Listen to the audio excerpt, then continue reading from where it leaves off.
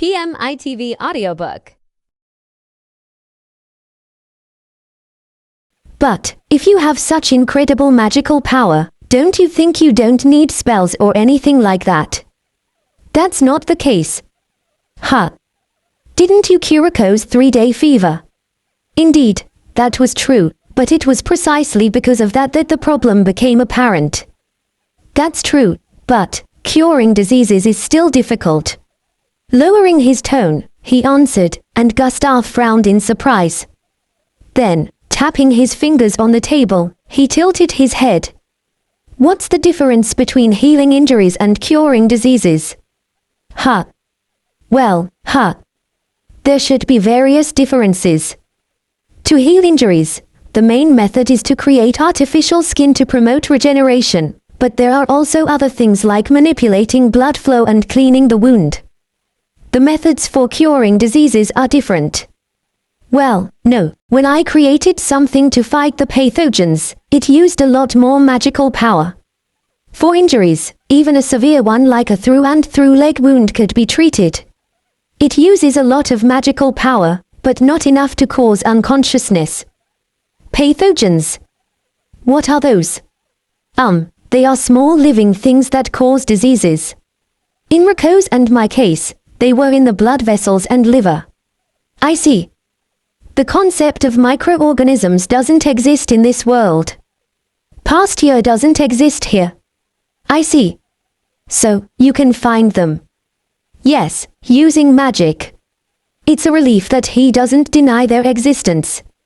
I can't tell if he believes me or not. When you created that thing to fight the living beings, it consumed a lot of magical power, right?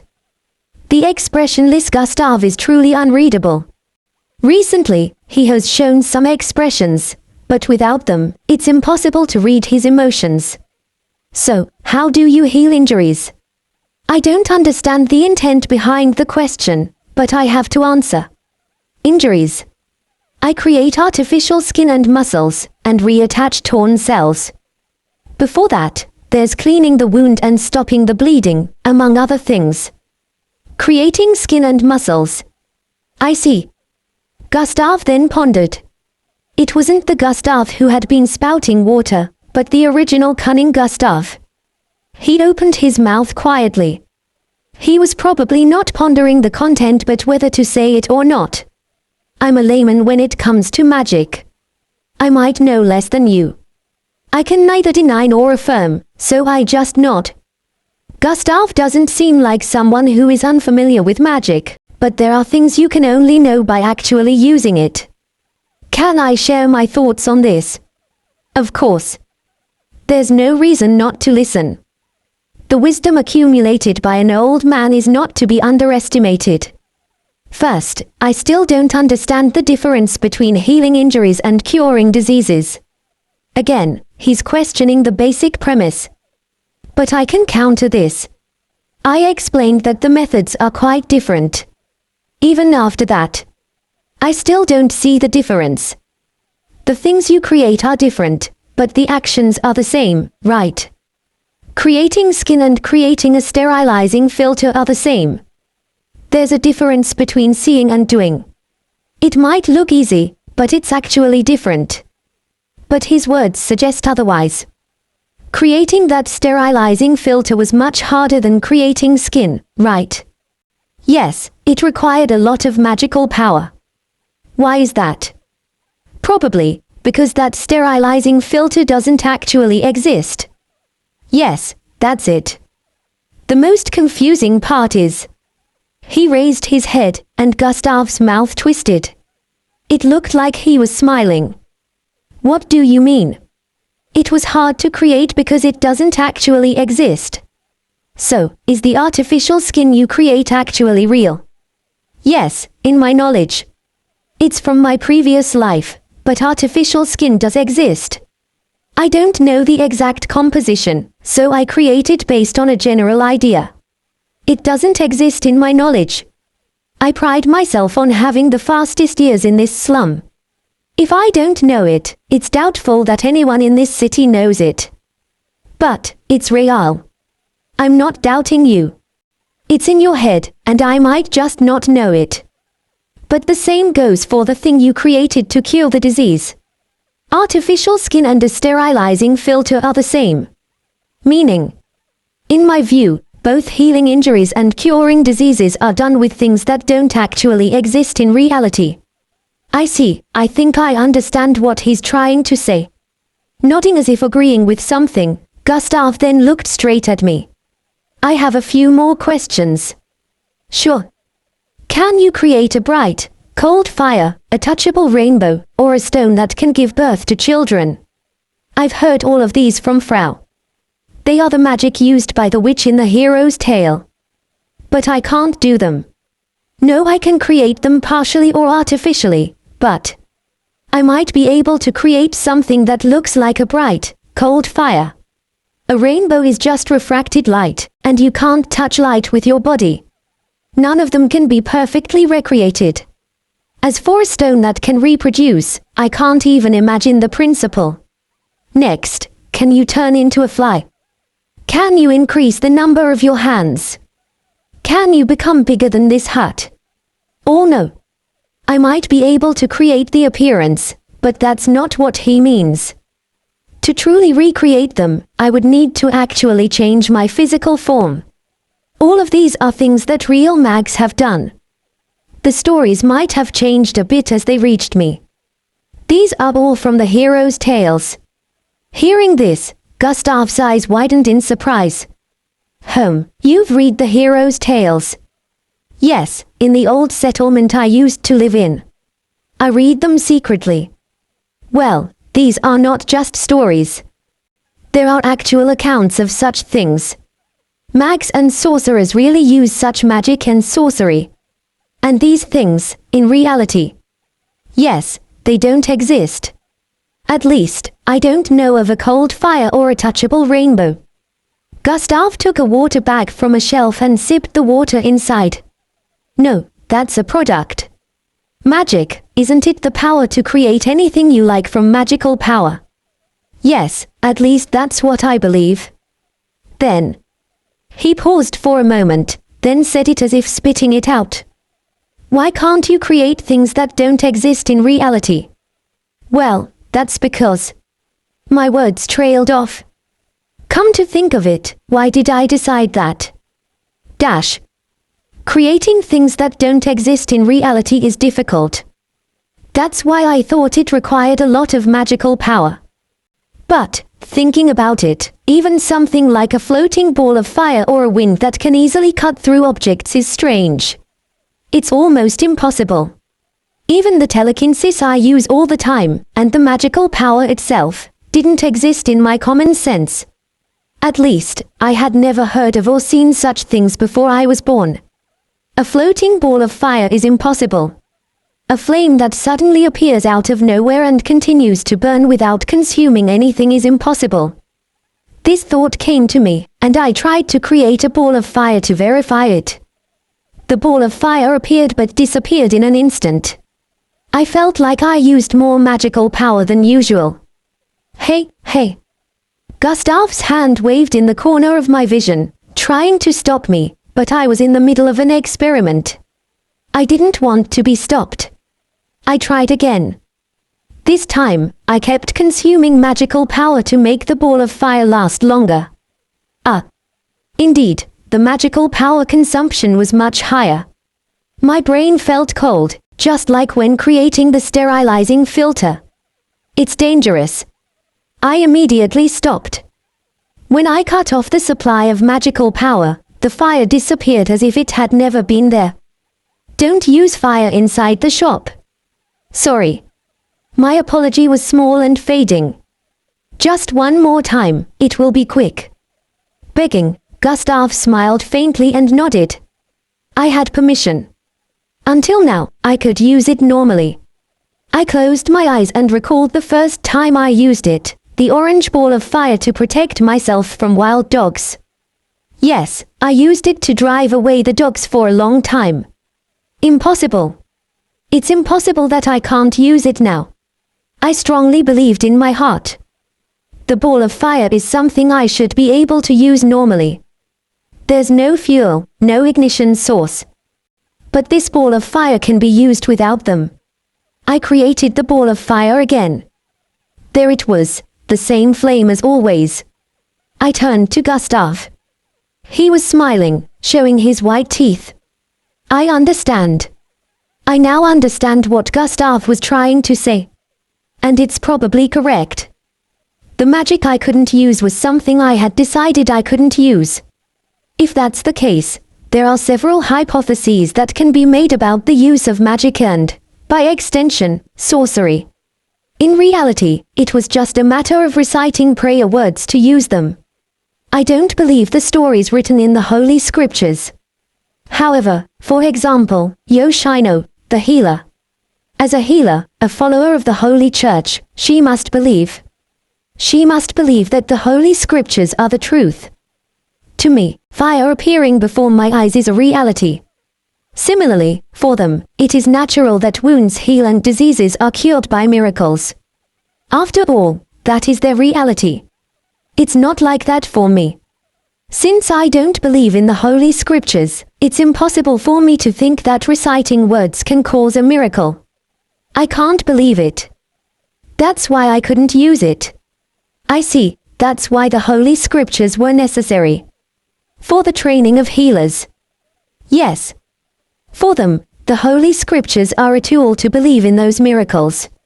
If they act like the saints, the diseases should be cured in the same way.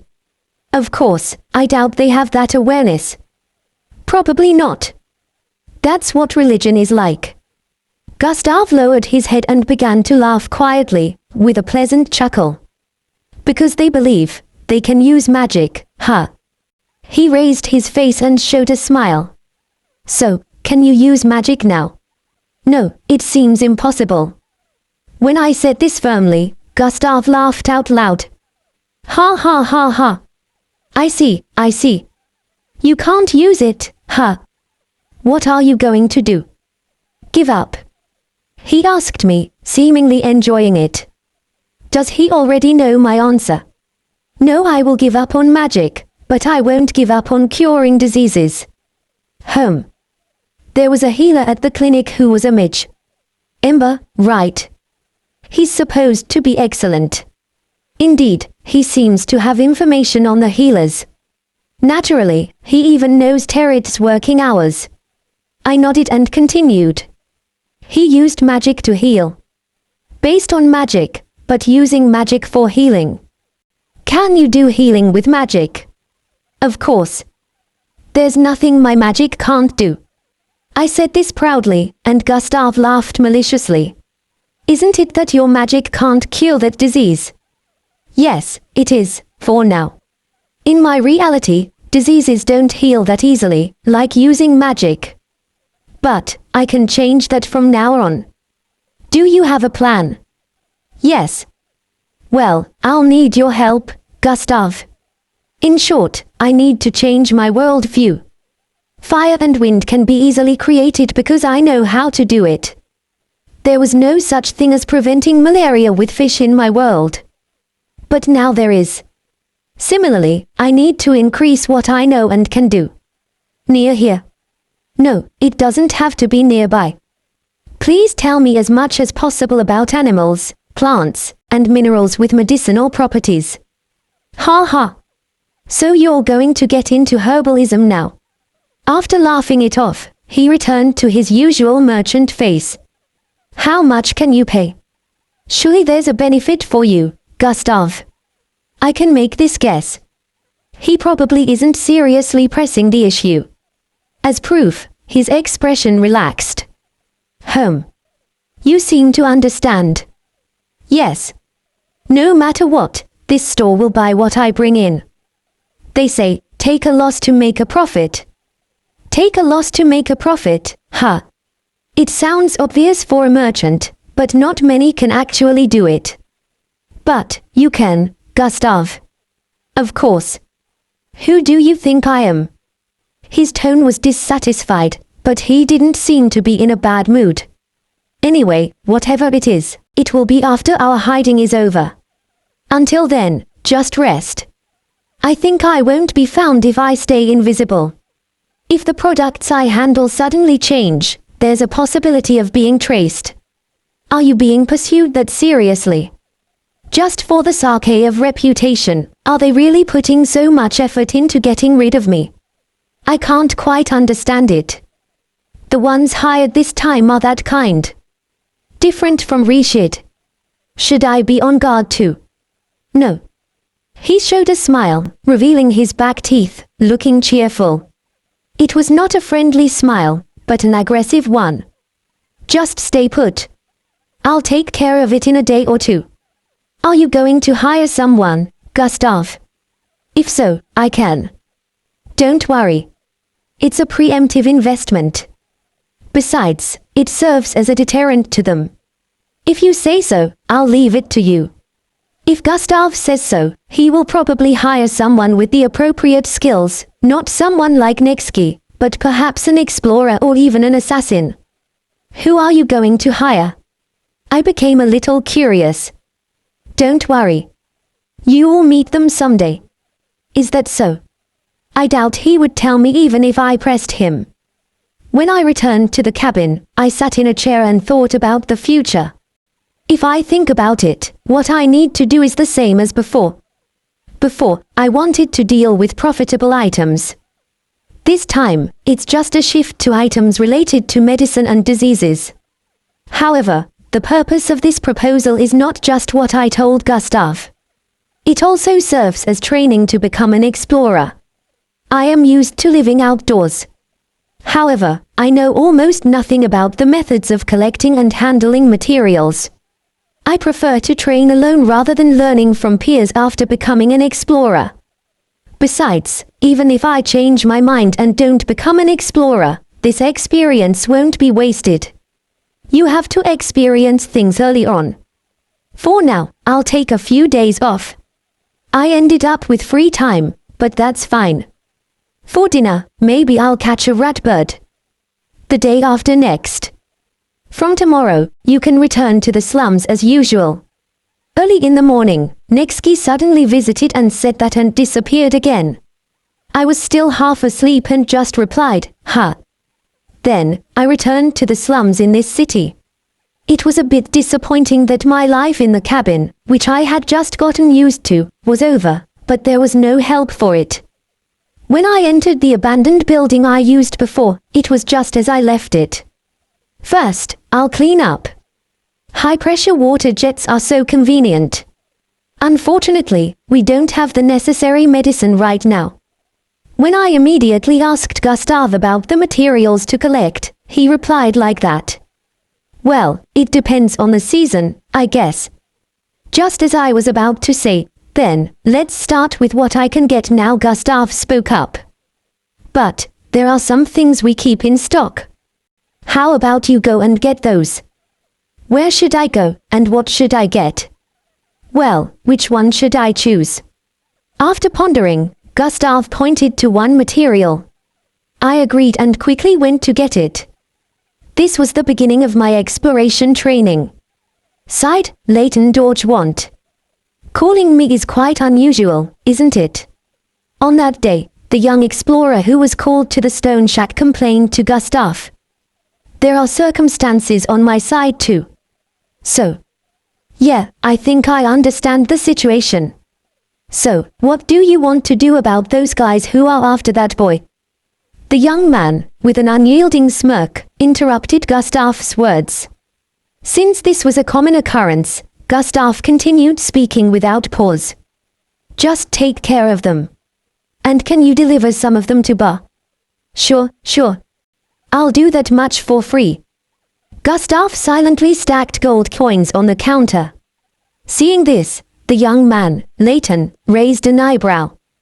Wow, 5 gold coins. You're really investing in this? Is that boy so important? It's not that he's important. Blushing slightly, Gustav turned his face away. This reaction only gave Leighton more reason to tease him. It's just that he's worth it. That guy. Crow. Well, I'm not going to get involved in that. The amount is enough, and I'll do a good job. Leighton lightly shook the gold coins in his hand, checked their weight, and then stuffed them into the pocket of his undergarment. Still, if it's Crow, can't he handle it himself? Do you know him? Surprised, Gustav asked, then lowered his tone as if he had come to a realization. Oh, you must have seen him somewhere. I haven't seen him directly. I just saw the aftermath of his battles. Bar ran out of the station in a panic. I peeked inside. It was quite a sight. You have a twisted sense of humor. Gustav spat out the words with a face that looked like he had bitten into a bitter bug. Anyway, I'll start now. It should be over quickly. That would be a great help. Waving his hand, Leighton left, and Gustav watched him go with a cold gaze. Leighton walked through the midday streets. Though he was armed, his slender frame made him look more like a loafer, and it was hard to imagine him as a fighter. He left the slums and soon entered an alley. Then, he kicked the wall and climbed onto the roof. Well, where are they? Leighton muttered in a carefree voice, as if he were out for a stroll. No one could hear his words from the rooftops, where only birds flew above the city. He whistled a tune as he leaped from roof to roof. His movements were light and graceful, and anyone watching might have thought he was dancing. With a light thud, he looked down at the alley below. He was searching for the shadow watching the stone shack. The assassins sent to target Crow and Nixky were 3 in total. He already knew this. However, he didn't know where they were now. Gustav might have known. The old man was thorough enough to have gathered that information. But Leighton didn't ask for such information. He believed he could find them quickly, and he didn't think it was necessary. He kept his pre-mission information to a minimum. That was his rule. There's one. A shadow was watching the stone shack. The man had set up a stall, but it was clear he wasn't selling anything. He had goods on display and a sign out, but there was no effort to attract customers, and the quality of the goods was visibly poor. The store was positioned where the comings and goings of the stone shack could be faintly observed. He was watching the stone shack with a half-hearted disguise. If Crow or Nixky entered or left, the information would surely be passed to his comrades. What about the other 2? Leighton pondered on the roof. They might be patrolling the city, looking for Nixky and the others, or they might be watching likely spots. They could be waiting somewhere. He lacked information. Leighton memorized the face of the stall man and ran off to gather more. He would kill him later. In a dark abandoned house, 2 men were talking. Both were renowned assassins. The slender man in black, wearing tight clothing, used dual hooks to rip out the hearts of countless people. His martial art had no name, but it was called the mindless hook technique from his nickname, Mindless. The other man grumbled. Kep. Tough. A kid and 1 man, I can handle it alone. Lord Running, please be quiet. I understand the weight is difficult, but we must not draw attention. The man called Running was a mage. He had basic magic for body enhancement and detection, and the power to burn enemy groups with lightning. After the thunder, only rubble remained. Known as Thunderclap, he was famous for his short temper. Abyss, you must be bored too, waiting in such a cramped place. Please go and look for them. That won't do.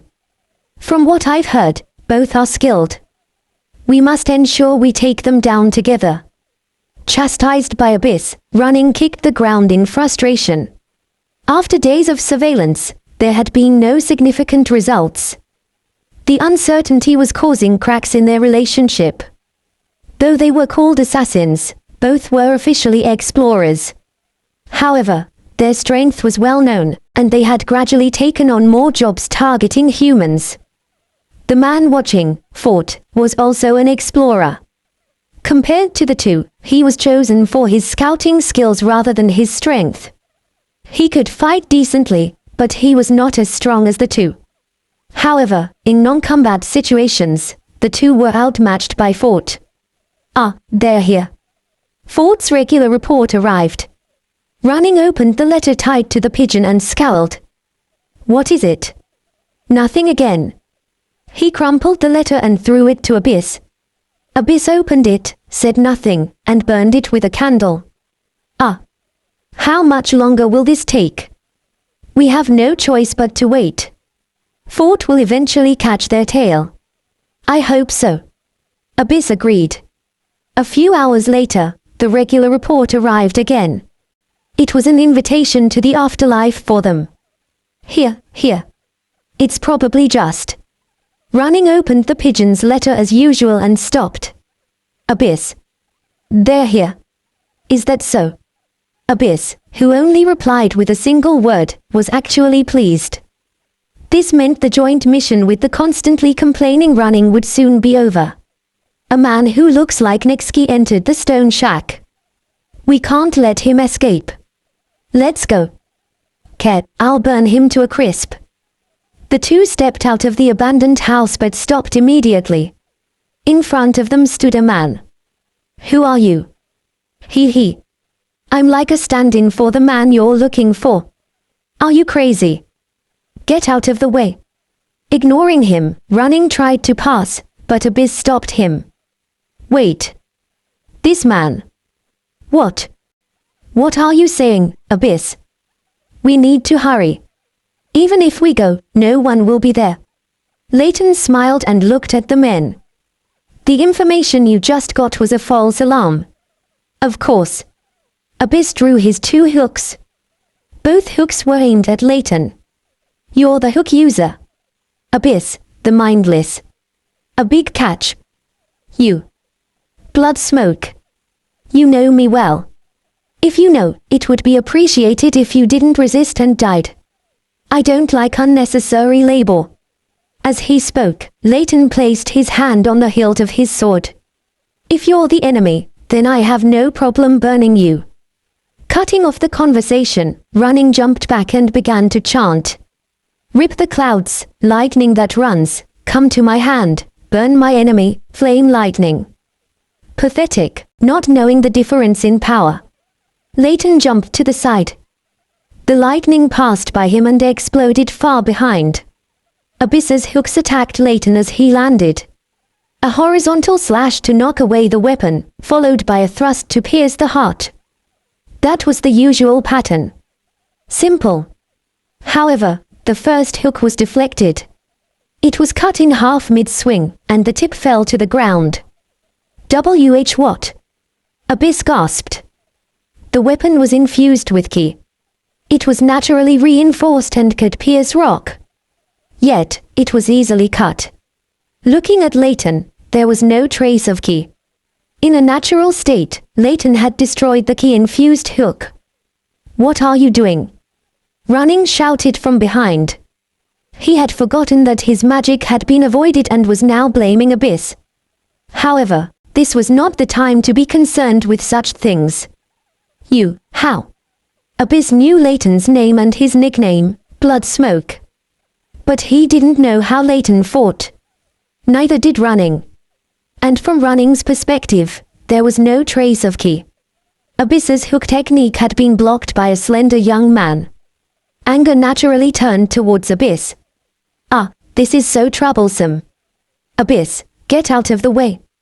Shouting, Running began to chant again. Immediately, several lightning bolts flew in a fan-like pattern. Each one had the power to kill if it hit. While being careful not to get caught in the blast, he kept his eyes on Leighton. This was the result of his experience and skill. If you're going to involve your ally, you need the power to finish off the enemy. Leighton, still smiling, didn't move. Abyss, who had narrowly escaped the lightning, watched this carefully. Abyss was shocked. His shock was greater than any he had ever felt. The lightning had hit Leighton directly. Normally, this would be a time to celebrate. Running's lightning was powerful, and the battle should have ended. However, Leighton didn't move. The magic had no effect. Damn. What did you do? Frustrated, Running shouted. But Leighton didn't respond. Anyway, you're done here. Ignoring the airborne Abyss, Leighton approached running. To Abyss, it seemed as if Leighton had moved in an instant. With a single swing of his sword, Running's body was sliced into pieces. There was no death scream from Running. Abyss landed and repositioned his hooks, one of which was now just a stick. Despite what he had just seen, his confidence didn't waver. Leighton wasn't using ki. How he had cut his weapon was a mystery, but he was still a vulnerable body without ki. One hit from his hook would be fatal. With his skills, it should be possible. He recalled his training. He had killed many martial artists and pierced many monsters. The techniques he had honed over a lifetime should be enough to handle this man. Believing this, he positioned his hooks. You seem capable of conversation, so I'll say this. I'd like you to back out of this job. My work is complete with just the lookout and the midge. After all this, you want me to back out? I can pay you a fee. Are you kidding me? Anger increased the ki covering his body. It was no longer a thin light but a white flame enveloping him. No matter who you are, blood smoke such a proposal. It's a deal breaker, then. Interrupting the angry words, Leighton sighed. One hit from me, and it's over. You can run if you want. That's not an option. Without taking a stance, Leighton began to speak. My body, which you called vulnerable, can actually use ki. Then, use it quickly. Dying without resistance would be a shame. Leighton chuckled. Seeing this, Abyss's anger grew. Yes, my body has a special condition. I can only use ki for a moment. That's why I need these tricks. He glanced at Running's dismembered body as he spoke. The body was so finely sliced that it was hard to believe it was done with a single strike. Are you trying to beg for your life by revealing your secret? Where did you get that idea? Leighton repositioned his sword with one hand. He had become serious. I'm telling you because you're about to die. You. Abyss lunged. His speed was like the wind, and his hooks were surrounded by it. Disarming and then a fatal blow. Indeed, simple and strong. However, Leighton remained calm. He disarmed Abyss, along with his wrists. Goodbye. With a casual remark, he swung his sword at the shocked Abyss. With one swing, Abyss's body was disassembled. Blood pooled around him, but Leighton's smile didn't waver. Well, I still have work to do. Leighton muttered coolly. No one would think he had just killed someone. The next day, a package arrived at the guard's station. Mr. Ba, a delivery for you. Oh. Ba, exhausted from running around to cover up the incident, gave a casual response to his subordinate. Days had passed since the attack, and the guard's injuries had healed. On the surface, the station was functioning normally. They were stationed in the city as usual, responding to complaints and resolving issues. These functions had been restored. The current problem was silencing witnesses and spreading rumors to replace the truth. This had been tiring, and the amount of gold coins used was significant. The arrest following Heyman's complaint had been a mistake. Such an incident must not happen again. Heyman's relationship needed to be reconsidered. This was what Ba was thinking. The troublesome case was almost over, and it was just a matter of finishing off the parties involved. The three hired were all skilled and would easily take care of that demon-like child. So, he had thought. He had forgotten that the demon, Crow, was under Gustav's protection. He opened the delivered package. It was probably a bribe. If you were on good terms, crimes would be overlooked. Many influential people approached Ba with this in mind. It was unusually heavy. Perhaps it was alcohol. No, it didn't feel like a liquid. Maybe it was fruit. No, sometimes it was just gold. With a slight sense of anticipation, Ba looked at the box inside the package. There was a letter on top. The paper read, "Returning it to you." Ba tilted his head. The message was strange. This wasn't a bribe. He opened the box to check the contents. Bar was so shocked that he fell off his chair. The box also fell to the floor with a thud. Inside were 3 right wrists. After collecting materials centered around herbal studies for a while. Here you go, please. I placed the bag swollen with sap on the counter of the stone shop. It made a wet thud. Gustav opened the bag and checked its contents. He poked his finger in and pulled it out, red sap clinging to it. After squishing it between his index finger and thumb, he nodded in satisfaction. No garbage, no impurities. This is top-notch. I collected it as you instructed, but what is it used for? This red liquid is the sap of a willow tree. However, it's not an ordinary willow, or at least not like any I've seen before. The bark is red. When you wound the red willow in the mountains, sap spurts out like blood. It drips rhythmically, like real blood, and we were instructed to collect it in a large snake's water bag. Gustav wiped his fingers with a rag and poured the sap from the water bag into a large bottle. He placed a wooden lid on the bottle and covered it with paper, tying it with a string while answering. This will become an ointment for horses. Only for horses. If so, it's quite a specialized medicine. For all running animals. It suppresses inflammation in the legs and extends the distance they can run. An anti-inflammatory. Can it be used on humans? It's not meant for humans.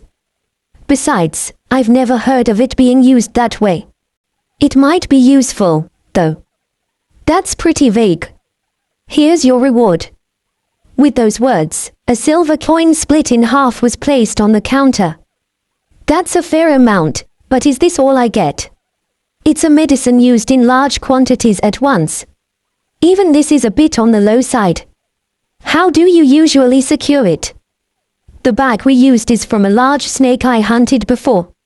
It was processed, with a string through the mouth to tie it shut, and even a shoulder harness to carry it.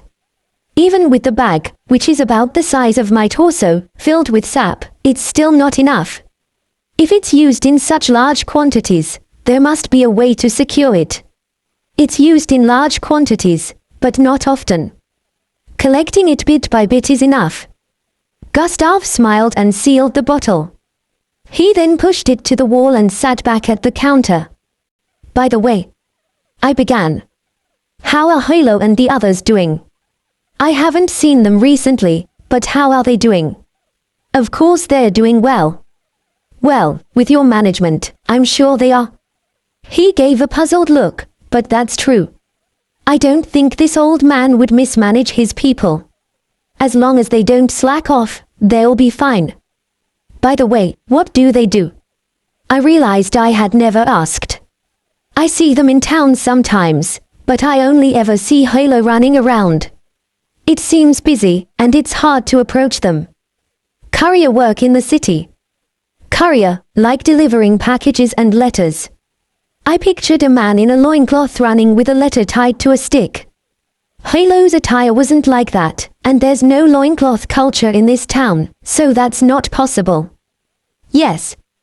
Hilo runs back and forth between the factory, warehouse, and shops, delivering messages. Rico assists him. Is it okay to trust them? It's not unreasonable to doubt the reliability of children from the slums.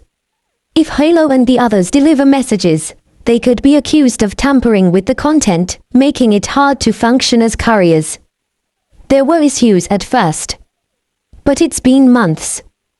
People have gotten used to it, and there are no problems now. I see. I sighed in relief. It seems not everyone in town is bad. And I feel hopeful.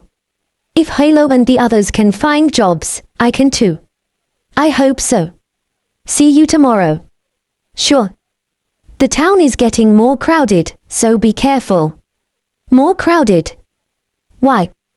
Gustav looked momentarily bewildered before returning to a serious expression. Right, this is your first winter in town. Does something happen in winter? Yes, the nobles gather for the New Year's celebration. There's a festival-like event as well. It's like the sugar craft festival in the pioneer village. I remember using it to get clothes. People come for the festival. Exactly. You should see the fireworks and other grand celebrations. It's probably like fireworks. Sure, if I feel like it. I'm not sure if I'll go, but I'll try if I can. Just as the conversation was winding down and I was about to leave, I felt something approaching. I didn't hear anything, nor was there any vibration or warning. But I could feel it. Something was coming. From the east. Something is coming. I shouted and ran outside. I opened the door roughly and looked up at the sky. It was a clear blue sky with not a cloud in sight. But it was different. The eastern sky looked unusually white. Gustav must have sensed something was wrong and came out too. I think this is the first time I've seen Gustav outside the shop, but now isn't the time for such thoughts. Key 3. A faint sound could be heard. It became clearer this time. The sound of something slicing through the air. The air began to move. The gentle breeze grew stronger and more violent. That's it. Gustav shouted almost simultaneously as the sky turned white. The wind grew stronger, lifting the sand and dust on the road. The cloth covering the nearby abandoned houses flapped loudly. I used telekinesis to protect my eyes from the sand and kept my gaze on the sky. The faint sound had turned into a roar, the high-pitched noise hurting my eardrums. The violent gale almost blew us away, but I used telekinesis to anchor Gustav and myself to the ground. Despite the strong force at our feet, Gustav didn't take his eyes off the sky. Then, the light in the sky disappeared. It became a thin, intense line of light and then blinked out. The wind stopped immediately. The sound was gone. The sky was back to normal. But Gustav was staring at the sky with a stern expression. I've never seen such a phenomenon. What was that? I couldn't help but ask Gustav. He seemed to know something. Gustav continued to look at the sky, then eastward. He muttered softly. It's a mountain breach. Mountain breach. What is that? Before I could ask for more details, Gustav shouted at me in a hurry. We don't know what's happening. I have a request for you, go investigate. He seemed shaken, but the situation must be urgent. I nodded in agreement. Who should I contact? Nixky. No, he. If it reaches the town. Through the guild, if it's him. He returned to the counter and continued muttering. He spread a piece of paper and repeatedly tapped a quill pen soaked in ink. He seemed to be struggling with what to write. Instead of words, meaningless stains spread on the paper. I couldn't understand his muttering, but it was probably best not to interrupt him. Wait a moment. I'll call another person. You all go with them. Gustav, who had been deep in thought, suddenly turned to me and shouted. He then ran to the back of the shop. He must have decided on the message. I wasn't sure what was happening, but it seemed I would go with someone else. I believed I would get more details once the other person arrived. I decided to wait. The door opened. I've been in this situation before. The last time, I was bedridden with a fever, and Nixky was called to guide me. So, it must be Nixky today. I looked up at the person who entered. Old man, it's an emergency request, right? Is it about that light earlier? There stood the explorer who had beaten Halo half to death. It was the hound Rashid. I couldn't help but put some distance between us and brace myself. Seeing my stance, Rashid sighed. Hey, what's with the sudden hostility? Are you that kid from last time? Then, he frowned and looked at Mr. Gustav. What's going on?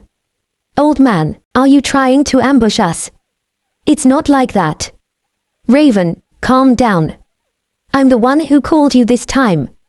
Mr. Gustav called us. Now that I think about it, Rashid mentioned an emergency request earlier. So, is it really that serious? There doesn't seem to be any hostility, right? Of course not. I haven't taken any jobs targeting you. Mr. Gustav started talking without paying attention to our conversation. There might be some lingering resentment, but this time, I need you two to work together. Work with him. Personally, I don't have any grudges against Rishid, but it feels awkward after the last time I beat him up. Sure thing. So, what do we need to do? Rishid didn't seem to mind at all and had no objections to working with me. The light we saw earlier was a mountain penetration. Mountain penetration. Man, I saw something amazing. Rishid burst out laughing, clearly excited. So, what exactly is a mountain penetration? The use of mountain penetration means something significant happened. You two need to find out what happened and the cause. That's fine, but it depends on the reward. Niai and Rishid laughed and urged Mr. Gustav. He didn't flinch and replied. 10 silver coins as an advance. Additionally, 15 silver coins for the one who brings back the information. 1 gold coin in total. That's a pretty good deal. Rishid seemed motivated and clenched his fists in front of his chest. Plus, if you both return, I'll give each of you 1 gold coin. Both of us, what do you mean? Is there a possibility that one of us won't return? Then, it means. It's a safety measure. Rishid answered for me. To prevent either of us from using the other as a sacrificial pawn, this old man is setting it up. Using each other as sacrificial pawns, so it's that dangerous a mission. Rishid sighed and frowned. Of course. We're dealing with someone who can use mountain penetration. Anything could happen. I haven't understood this from the beginning, but what exactly is a mountain penetration? That's why I've been left behind this whole time. It's a technique used by an explorer. It's a shot with the power to create a hole in a mountain. Was it done by an individual? That's disaster level power. If it had hit the ground, it probably would have wiped out the surface for several kilometers. Right, that's what I've been saying. Something happened in Nurg. Finally, I understood the situation. The minimum we need to know is where and what it was used against. Ideally, we should also find out the cause. Just investigate. Should we go and see it for ourselves? Mr. Gustav nodded in response to my confirmation. Use a carriage or something. Running would be faster than that. I guess so. Where did the tools of civilization go? Please do it as quickly as possible.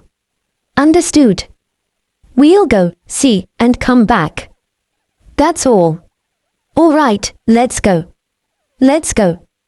Grabbing the pile of silver coins on the counter, Rishid headed outside. I can't be late. I chased after his back. Raven. Mr. Gustav's voice called from behind. Did I forget something? What is it? It's a warning for you. Is it about this mission? It's about exploration missions in general. That's a broad warning, but why now? Listen, as an explorer, prioritize your mission. Use anything you need, whether it's money or items. I was planning to do that if necessary. Even your life. I was taken aback by the sudden serious words. This must be important. Use anything, money, items, even your life, to achieve your goal.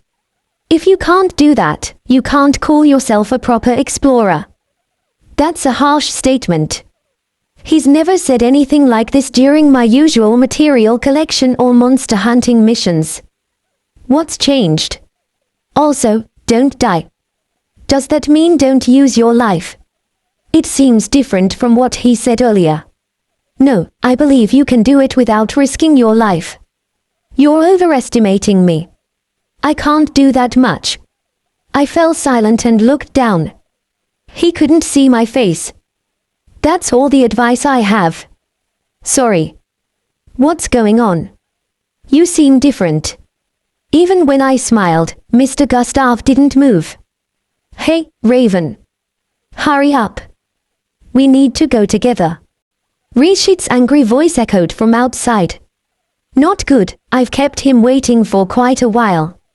All right, I'm going, I said and ran out. I hope this isn't the last time. As I closed the door, I heard a small voice from behind. You're late. I can't leave you behind, so hurry up. I'm sorry. I was having a conversation. I apologized, and Rishit looked away, facing east.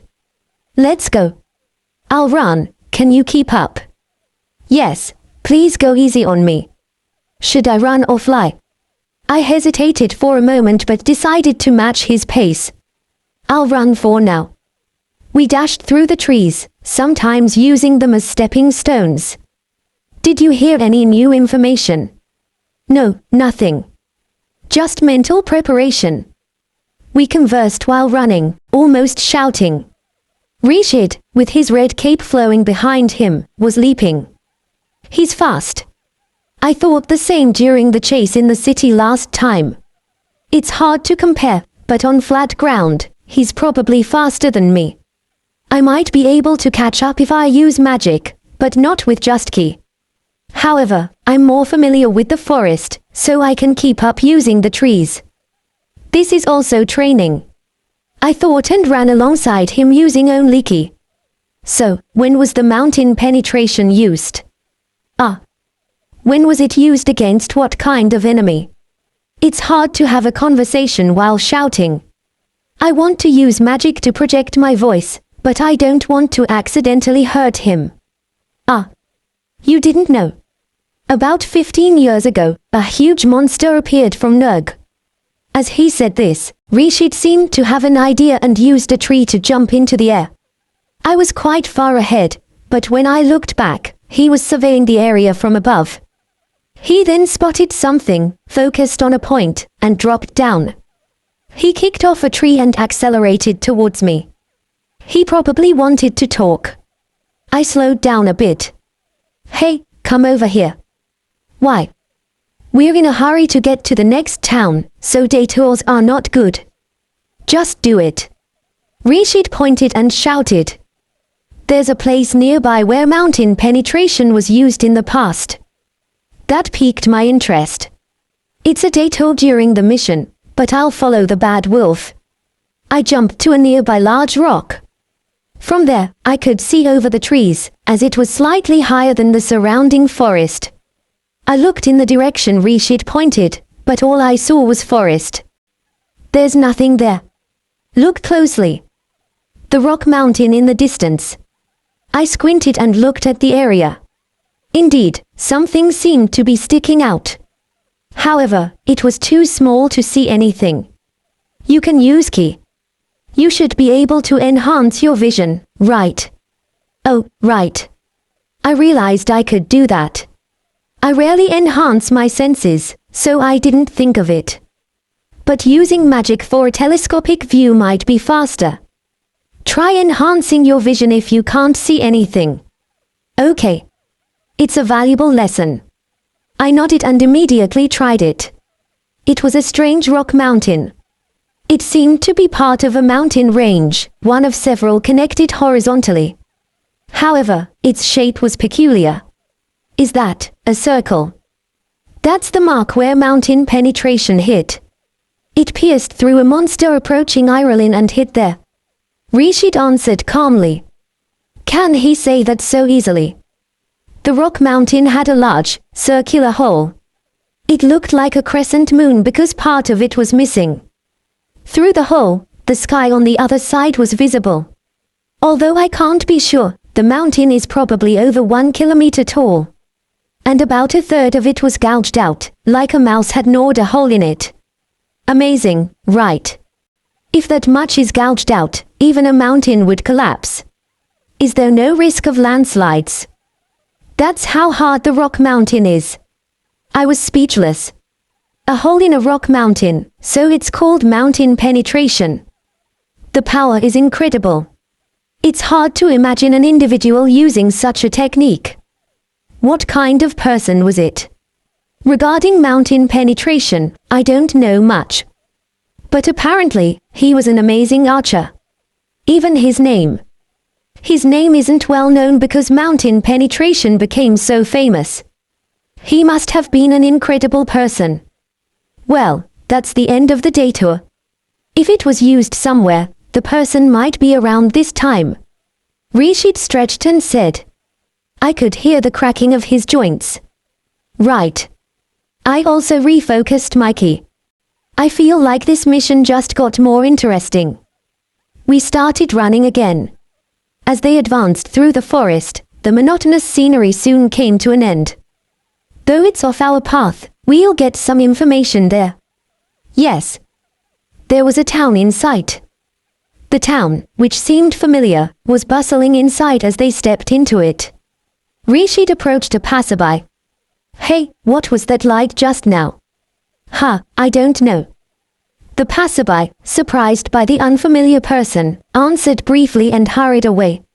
Am I that scary? No. A faint smile rose to his lips. Perhaps he had never gathered information in a rural area.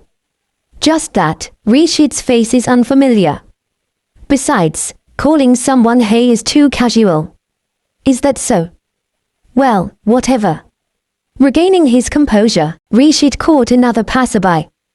But if he continued like this, they would just run away. I had to help. Hey, miss. Miss. I have a question.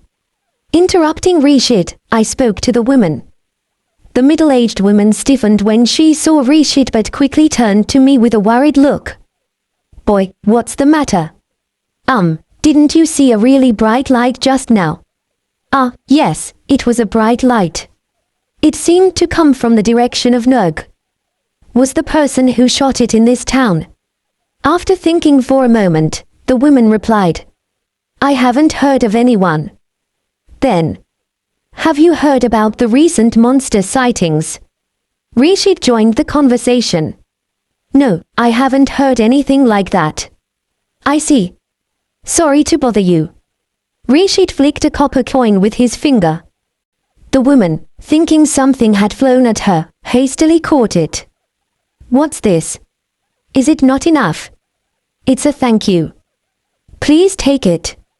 I forced a smile and said to the woman, who took it with a puzzled look. Are you related to that person? We're colleagues. The woman, who seemed to be concerned, left with a puzzled look. What do you think? As the woman walked away, I asked Rishit. If a large monster appeared and a mountain penetrator was used, there should have been a commotion. Yes, but she didn't know. Rishit summarized. Definitely not here, and we won't get any information here either. It seems so. I didn't expect much, but this town was a dead end. We ran through the same monotonous forest again. But something was odd. This forest felt familiar. The way the trees grew, the types of trees, and the feel of the soil were all familiar. The town we had just visited also seemed familiar. Why, I wondered, and then I realized. Thinking about it, the border of Nurg's forest was the forest where I grew up. And why didn't I realize it? This direction, could it be? The next village is in sight. Rishit muttered. We'll get some information there again. Yes. I couldn't help but answer in a low voice. It couldn't be helped. Something seems to have disturbed the forest. Is this the right place? It seems so. This was the village where I grew up. There was no noticeable damage in the village, but the surrounding trees were damaged. It looked like small animals had been rampaging, and the blood from their extermination had soaked the trees. The traces of blood splattered on the swords and the pools of blood in the grass indicated that a significant number of animals had been exterminated. Rishit entered the village without hesitation. I hesitated. It had been less than a year since I was almost hunted in this village. Hey, what are you doing? Rishit noticed me stopping. I couldn't answer. I took a step, but my stride was unconsciously small. No, I'm fine. But I couldn't just stand here. I needed a reason to enter. I had to think. Only Frau had seen my face, and that was just once when she was 5. She had probably forgotten. I had always used the invisibility spell. No one knew what I looked like. There was no way I would be recognized as the child from back then based on Frau's vague testimony. The theory had some holes, but it gave me the courage. I slapped my own cheek. I put on a determined face and started walking with large strides. It was okay, my legs weren't shaking. Let's go to the square first. If something happened, we'll find out there. I started walking towards the training square. Rashid, taken aback, hesitated for a moment and then said, "Oh, okay," and walked alongside me. When we reached the square, the situation was clear. This is incredible. Yes. Not at the training square, but beyond the square, a large mountain was visible. No, it wasn't a mountain. It was a large monster's corpse. Is that a dragon? Is that a dragon? I couldn't help but ask Rashid. It was a big catch in a fantasy world, but it was the first time I had seen one in this world. Yes, a dragon, not a lesser dragon. A pure dragon. That's probably a fire dragon. It was so large that only one side was visible, but it had a large, orange lizard-like shape. Its belly was fat, and its scaly limbs and large wings lay weakly on the ground. Indeed, it was a dragon. And about a quarter of its body, from the left shoulder to the center, was missing. It must have been the impact point of the mountain penetrator. "Are you from the town?" A voice called out behind us, filled with awe. A familiar voice. This carefree tone, this light manner, it could only be him. Are you new here? Welcome to this nameless village." The person who greeted us with a smile was none other than Dene, whom I would never forget. So it reached the capital. I'm sorry for the trouble. Dene bowed. His unwavering smile was almost scary. When Rashid explained the situation, Dene readily provided an explanation. Recently, animals have been fleeing from the forest and coming into the village more often. According to him, for the past 2 to 3 days, animals had been frequently entering the village. While it was common for boars and the like to enter the village, this time it was different. They didn't seem to be seeking food, ignoring the fields.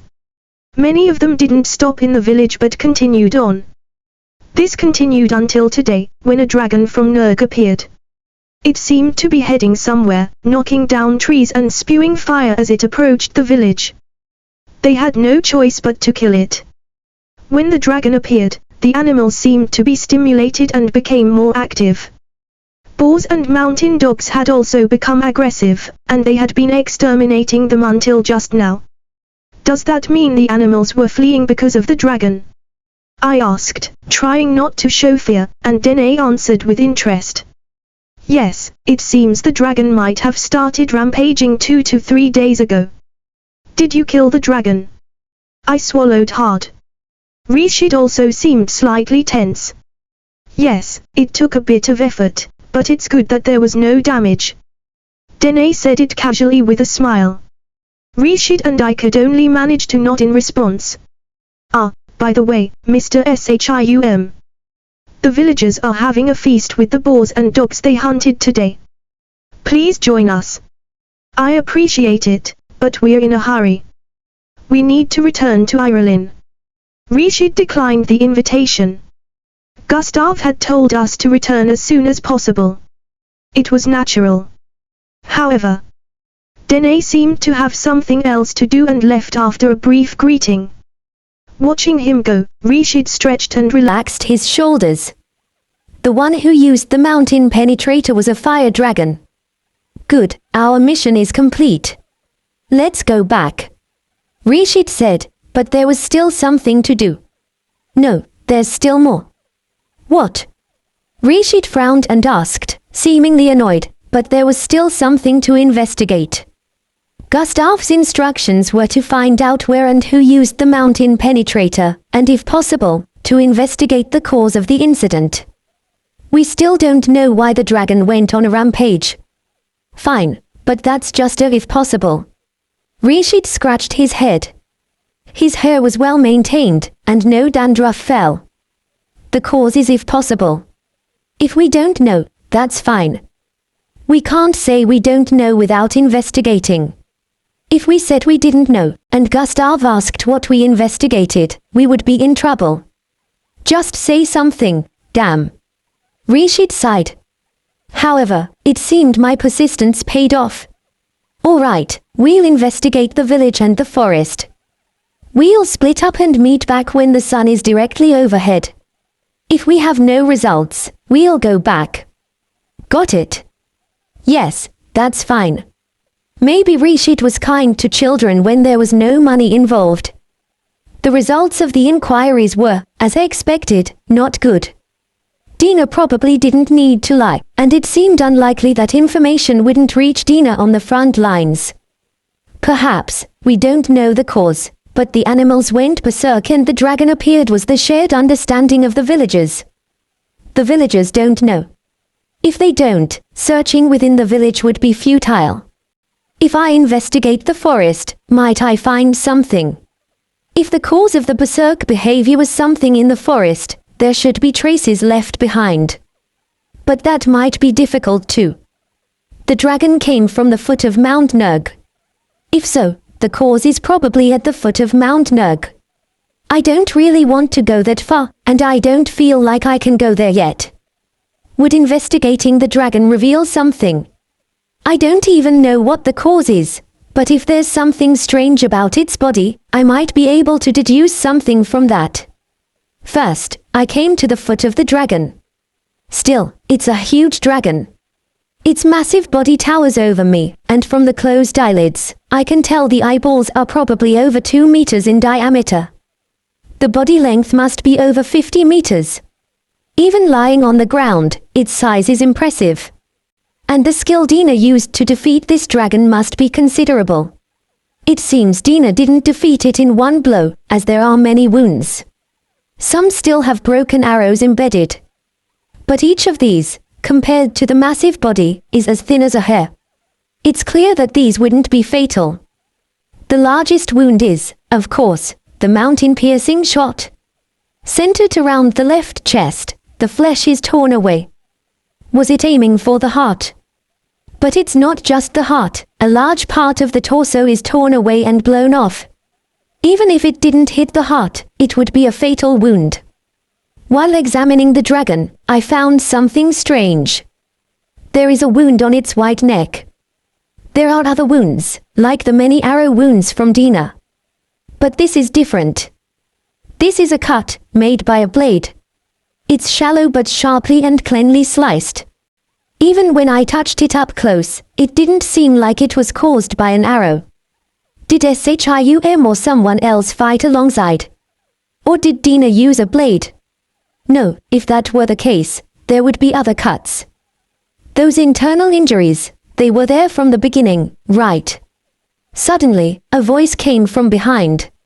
I was startled, my shoulders shaking. I hadn't sensed anyone. I turned without showing my surprise and responded to Dina. Dina. Are you done with your business? Yes. Only some minor things are left. Dina smiled and approached, making no sound at all. It was unnaturally quiet.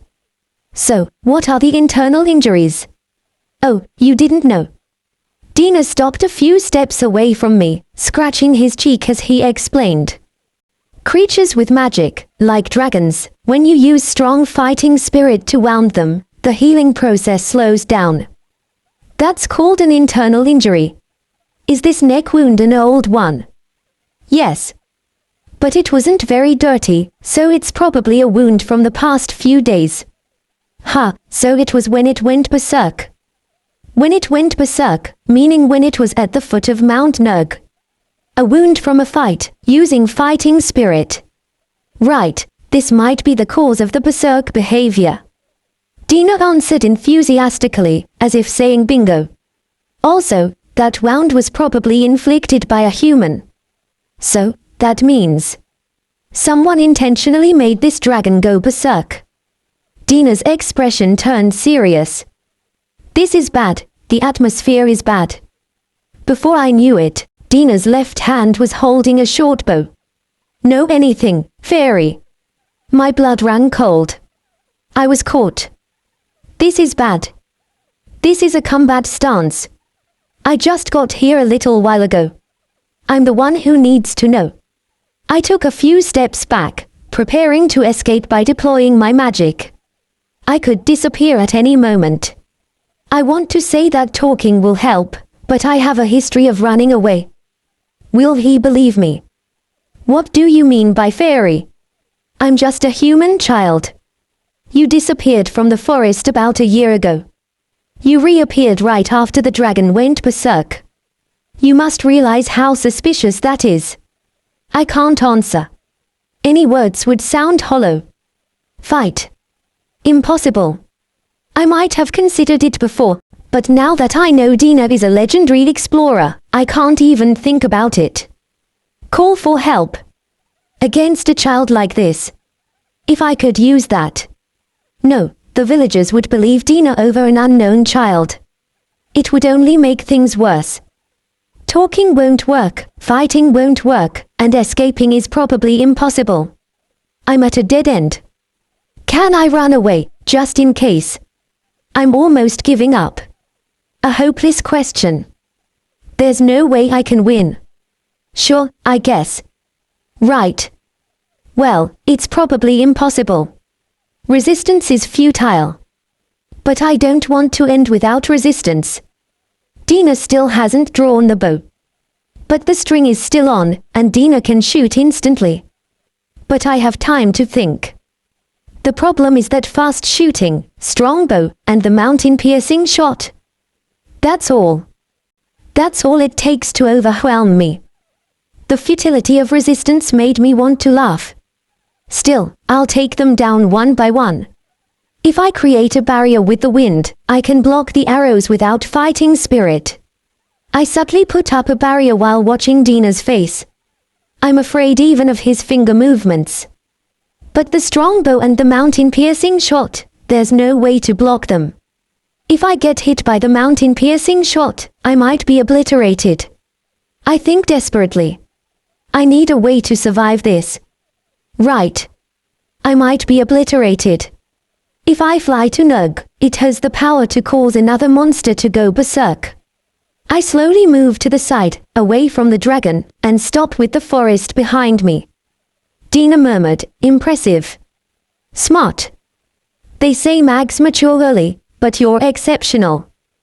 Thank you. My thanks is hollow. I'm more worried about when I'll be pierced by an arrow. You don't need to use the mountain-piercing shot to hunt it. Dina's arm twitched for a moment. The moment I thought that, over 20 arrows hit the barrier. Clack, clack, clack, clack, clack. I can't breathe. None of the arrows seem to have fighting spirit, and they all bounce off and fall to the ground. But I didn't even see the shooting motion. If he had used the strong bow, I would be dead. So, you are a midge. Dina smiled, as if he had come to a conclusion. You must know. That's why he came after me.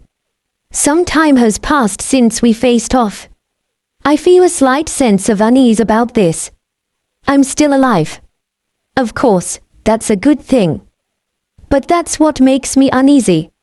If Dina were serious, or even without being serious, he should be able to hunt me down. I have no way to defend against a strong bow with fighting spirit. But he only used the fast shooting earlier. Even though the strong bow, unlike the mountain-piercing shot, wouldn't be a problem if used. He doesn't shoot. He's thinking. That must be the key to my survival. Why don't you shoot? That's the problem. It's a strange situation. If Dina had released his powerful bow, there would be no need for this exchange, and my life would be over before I even realized it. Do you think that a spirit-infused attack is unnecessary? That mere rapid fire is enough? No, in the past and just now, I have deflected all the arrows that lacked spirit. I suppose you think I have that much power. You either can't use it, or you won't. Either way, it's a relief for me. But the problem is that I don't understand the reason. If that reason disappears, I might die immediately. Unconsciously, my body retreats. The dragon's neck comes into view. A glimpse of a wound on the white neck. Seeing the wound that caused this situation, I can't help but let out a sigh. The wound that caused the rampage. Dinya suspects that I inflicted it. Yes, Dinya suspects that I inflicted this wound. That's right. Then, this internal injury itself can be used as a counter-argument against Dinya's accusations. I look at Dinya again. He holds the bow, but there is no sign of combat in his smirking face. Finally, I understand what Dinya is up to. He didn't miss. He didn't shoot. Seeing the internal injury and my magic was enough. Dinya has already realized. Combat is no longer necessary. However, Dinya shows no sign of backing down. Even if it's unnecessary, I'll demonstrate my innocence once more. I float a large number of fireballs of various sizes around my body. If you can dodge, go ahead. Then, I fire them all at Dinya at once. The power is enough to turn a normal person into charred meat. However, I don't think Dinya would be injured by this. It's a strange feeling, but I have that trust. It's not necessary. Dinya stands calmly, not flinching as the fireballs approach. Then, the bow seems to blur, and the next moment, all the fireballs explode and disappear. The splashes that burst into sparks dance in the air. The smoke screen of sparks clears, revealing Dinya standing there. He smiles, a harmless expression on his face. In response, I force a smile. You mean it's not necessary to dodge? Indeed, you are perceptive. Neither is necessary. Yes, neither is necessary. The evasive action and the magic I deliberately let you block are no longer needed. In other words, the suspicion has already been cleared. The dragon's internal injury was caused by strong spirit energy. And I am a mage. Normally, mags cannot use spirit energy. By the time I created a wind barrier, Dinya's hostility had already disappeared. Dinya unstrung his bow. Your suspicion has been cleared. However, there is still the possibility that you used someone else to cause this situation. Dinya looks at the ground. There, the scorched earth spreads. If you can do this, it would be faster to do it yourself. Dinya smiles and looks at me, as if satisfied. I don't think this level of firepower is enough to do anything, but if he is satisfied, I won't argue. The pressure disappears. It seems he had already left halfway, but with the threat to my life gone, the tension in my body dissipates. I have the leisure to make a quip. I can't go near Nurg because I'm scared. Neither can I. Whose mouth is saying that? Then, can we consider this as being cleared of all charges? Well, that's how it is. Dinya, still smiling, puts a finger to his lips and ponders. But he cuts off his words and looks at me. The next moment, a dull sound is heard, and a tree next to me falls. The suspicion is cleared only for this time. You are still an unknown entity. Dinya's bow felled the tree. Do not become an enemy of the village. I nod sincerely. Seeing this, Dinya laughs happily.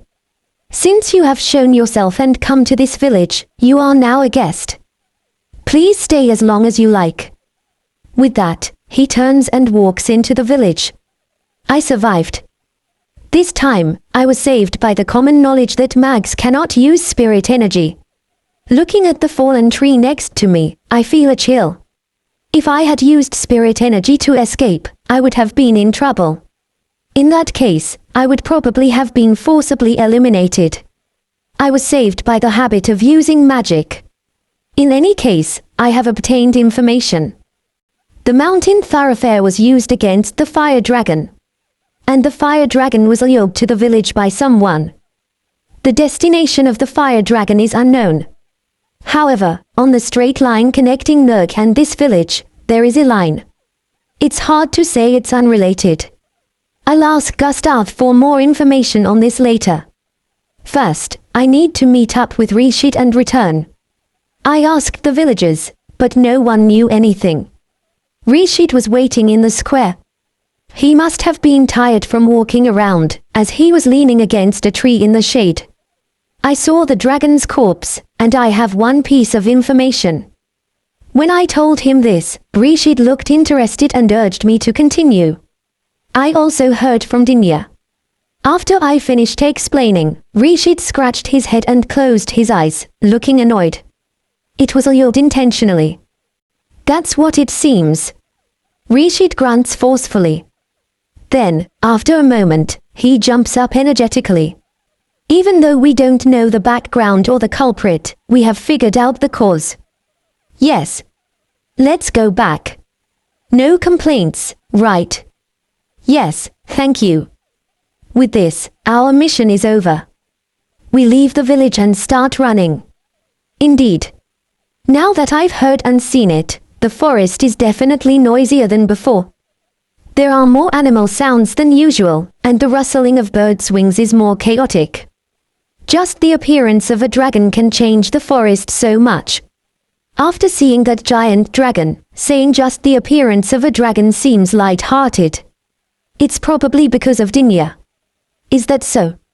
I don't know the usual forest, so I can't tell. Rishit's range of activities seems to be limited to urban areas. That makes sense. The dirty work he mentioned can't happen without humans. As soon as we start running, I feel a sense of unease. It's different from the usual forest.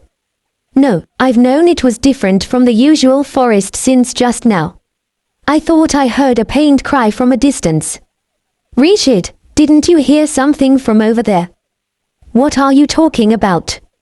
Rishit didn't hear it. Maybe it was just my imagination. Thinking about it, the pained cries of wild animals being hunted by other wild animals are always happening somewhere. Maybe it was just my imagination, or even if it wasn't, it's a common occurrence. Even so, the unease doesn't go away. Yes, the forest is different from usual. Even after the dragon disappeared and the main animals that were disturbed by its presence were hunted, it's still different from usual. It's true that it won't calm down immediately. But it's worrying. Another cry is heard. This time, it's definitely not my imagination. I really hear something. Oh. That's strange. Probably, an animal died in almost the same place as before. There must be something there that is killing a large number of animals. Rishit also notices something. Something's coming. I follow his gaze. Whoa. A swarm of rats rushes past our feet from the direction we were looking. This is bad. Rishit also realizes the abnormality now. I nod. Can I go and investigate? It's an unexpected situation. I don't know if we should run away or hide. I'll go too. Thank you. We nod at each other and look in the direction the rats came from. Ever since the mountain thoroughfare came, strange things have been happening. I let out a small sigh. I run silently through the forest. I am used to it, but I am surprised that Rashid can also move stealthily. No, perhaps it is only natural. There are probably jobs of that kind in the dirty work he does. I leap from branch to branch, hurrying forward. Then, when I land on a certain branch, I hear a strange sound. A squelching sound, as if something wet is being stirred. A grinding sound, as if tensed flesh is being chewed. Looking in the direction of the sound, deep in the forest, at a distance that requires focusing with key to see, it was there. I can only see its back. All I can see is the back, curled up as if devouring a large dog that has become its prey. The humanoid figure reaches out its hand and tears at the flesh. Each time it does, It seems that air is being forced out of the lungs, and a gurgling sound comes from the dead dog's mouth. Looking to the side, Rashid had a bitter expression. Damn. Maybe we should have stopped earlier. What is that? Probably an ogre. An ogre. Another straightforward name. It's hard to see from here, but looking closely as he said, there are indeed horns. Sharp fangs can be seen in the mouth from the side profile. A smile is on its face, and the narrowed eyes appear completely white. Can you tell me what kind of monster it is? However, what kind of creature the ogre is in this world? From Rashid's reaction, I can guess that it's a monster we don't want to encounter. But I don't know anything else. It's a monster that uses ki, so there's nothing special about it. It's just strong and tough. I feel a bit relieved upon hearing that. If it's just that kind of monster. But the density of its ki is not normal. I thought it would be easy to deal with, but the next words are ominous. Is it strong? If they form a pack, they can even hunt dragons like the one we saw earlier. For us to take them on, it's probably impossible. He readily admits our lack of power. If it were just me, it might be different, but he has judged that he can't win either. I don't know if it's true, but it's certainly a tough situation. Then, what should we do? Can we just leave? In other villages, if such a monster invades, it could lead to their destruction. He pauses, thinking. But we're still close to the settlement we just visited. If it invades there, it shouldn't be a problem. Well, there's Dina. The name of the legendary explorer is not just for show. Then, let's leave here without being noticed. Just as I was about to suggest we leave, I realized something. The ogre's eyes, those white eyes, came to mind. And it was smiling. Cold sweat trickled down my back. This might be a bad situation. Mr. Rashid, if the ogre chased us, could we escape? It would be a close call. In the city, we might be able to escape, but in the forest, even at full speed, it might catch up. Then, if you were to fight it, could you win? No, how long could you hold it off? He looked at me curiously, then was startled when he saw my cold sweat. Holding it off would be tough. What's wrong? Why are you so? As he spoke, he realized and turned to look at the ogre. Earlier, I saw those white eyes. That means... Can't be. Yes, I think it noticed us. The ogre had been looking at us and smiling. Rashid's expression turned to despair. But it's still eating that dog. It might ignore us. Maybe, but... It seemed to have grown tired of eating, and the ogre was staring at the dog. No, in that case, we should hurry and leave. Yeah, I agree. We turned around quietly and started walking. Both Rashid and I sincerely hoped we hadn't been noticed. On our way back, I turned to look at the ogre one last time, hoping that the distant, bean-sized back would remain still. Then, for the first time, the ogre made a big move. It stood up and slowly turned its body towards us. My blood ran cold. Mr. Rashid, hurry. And call Dima or Shim, anyone. Please? My shout surprised Rashid. What about you? I'll hold it off. Hurry. If you don't want to kill me, hurry. Rashid couldn't escape. I admitted that to myself. Rashid seems to be a loyal person. If so, even if the prediction of winning is wrong, the prediction of not winning should be right. And if Rashid can't escape, I can't either. I can imagine that Rashid's full speed is about the same as mine, though I don't know exactly how fast it is. Maybe I could escape if I used magic and ki together. Just me, leaving Rashid behind. But that would leave a bad taste. Even if it might cost me my life, I probably wouldn't regret it. After a moment's hesitation, Rashid took off. Straight towards the village. As expected, he was much faster than before. I don't know if I can survive. But if I lose my life, As long as Rashid can deliver the information to Mr. Gustav, this mission will be a success. Avoid a situation where both Rashid and I are killed. That's what Mr. Gustav said before we set out, I think. With my resolve firm, I glared at the ogre, and suddenly it started running. Footprints were clearly visible on the ground. From the strong steps, it seemed the ogre was faster than Rashid had been earlier. I fired a warning arrow at the approaching ogre. I shot small stones at high speed from the ground. Each one would be fatal if it hit a human. Gahawara! The ogre roared. The sound reached us from a distance, shaking the air. The stones hit, Audiobook. but it didn't even flinch. The stones that hit its body shattered. The ones that missed pierced several trees behind it and disappeared somewhere. Of course. I was almost resigned. The ogre's body is reinforced by ki of an abnormal density. Magic can't counter it. Especially if the stones used are just ordinary stones with no reinforcement. I'm not good at close combat, but it's the only option. I activate my ki and prepare. When it gets close enough to compare with my own body, the ogre looks even larger. Still big, huh? It's probably about one size larger than a mountain of a man.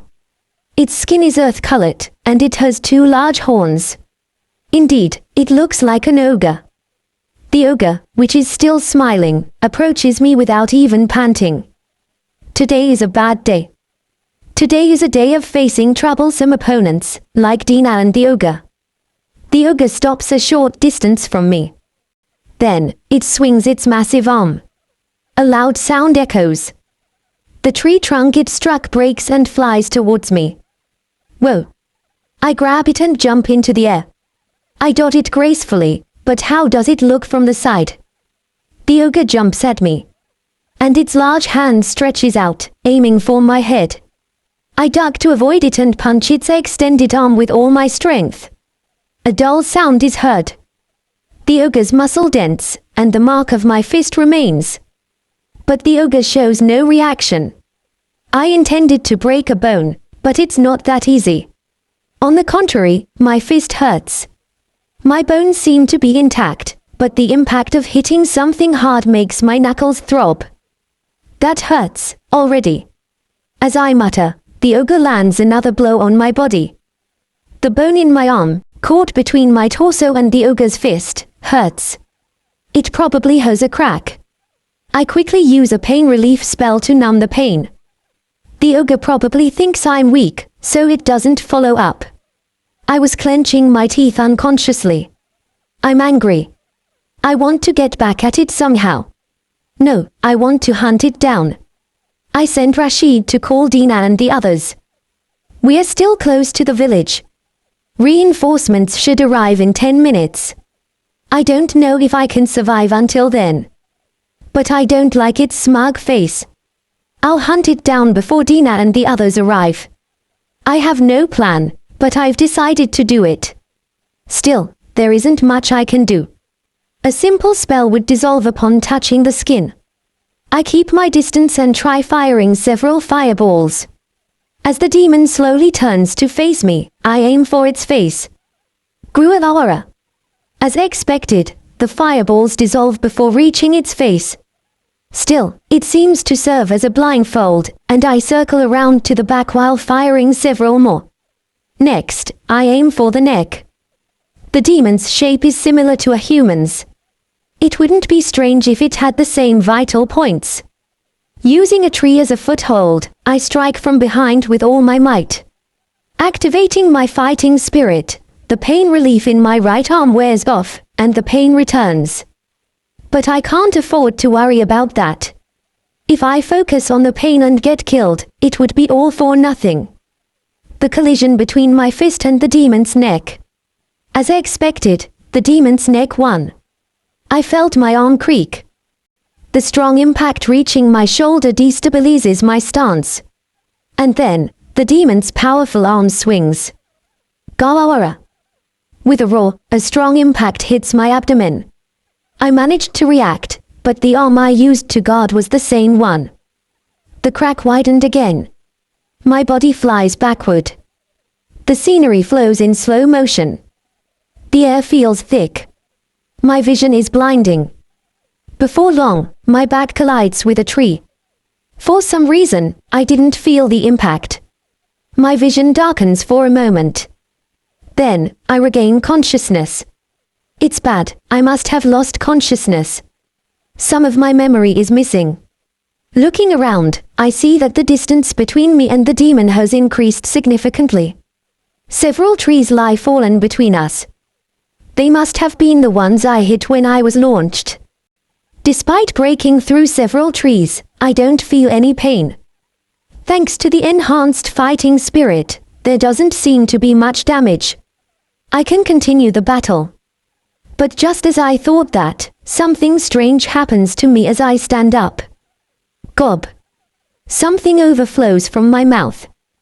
Catching the sticky liquid in my hand, I realize it's a clot of blood. A whisper escapes my mouth, which smells of iron. For the first time in a long while, I feel a clear premonition of death. Up until this point, I must not have been taking things seriously. Self-reproach wells up inside me. I should have run away.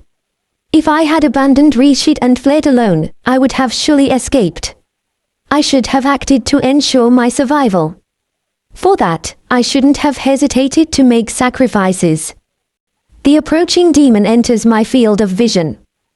That's right, if I had run away, I wouldn't have had to fight such a terrifying enemy. I shouldn't have taken on the scouting mission. If I had fled as fast as I could, Rishit and I would have returned to Eline unharmed. This battle was a waste. Before I knew it, my mind was dominated by weak thoughts. No, that's not right. I shake my head to dispel the thoughts. That's not it. What am I giving up on? What I should be thinking about is how to defeat the demon in front of me. I can regret and reflect as much as I want after it's over. First, I need to survive. Then, I'll make the demon's face contort in pain. Only then will I have done enough. Giving up here would make me a failure. Don't give up. I decided to defeat it before Den and the others arrive. I clench my blood-covered hand and scold myself. For some reason, the demon starts running. It charges straight at me again. This time, I don't stop. I can't even make a sound. A super high-speed tackle.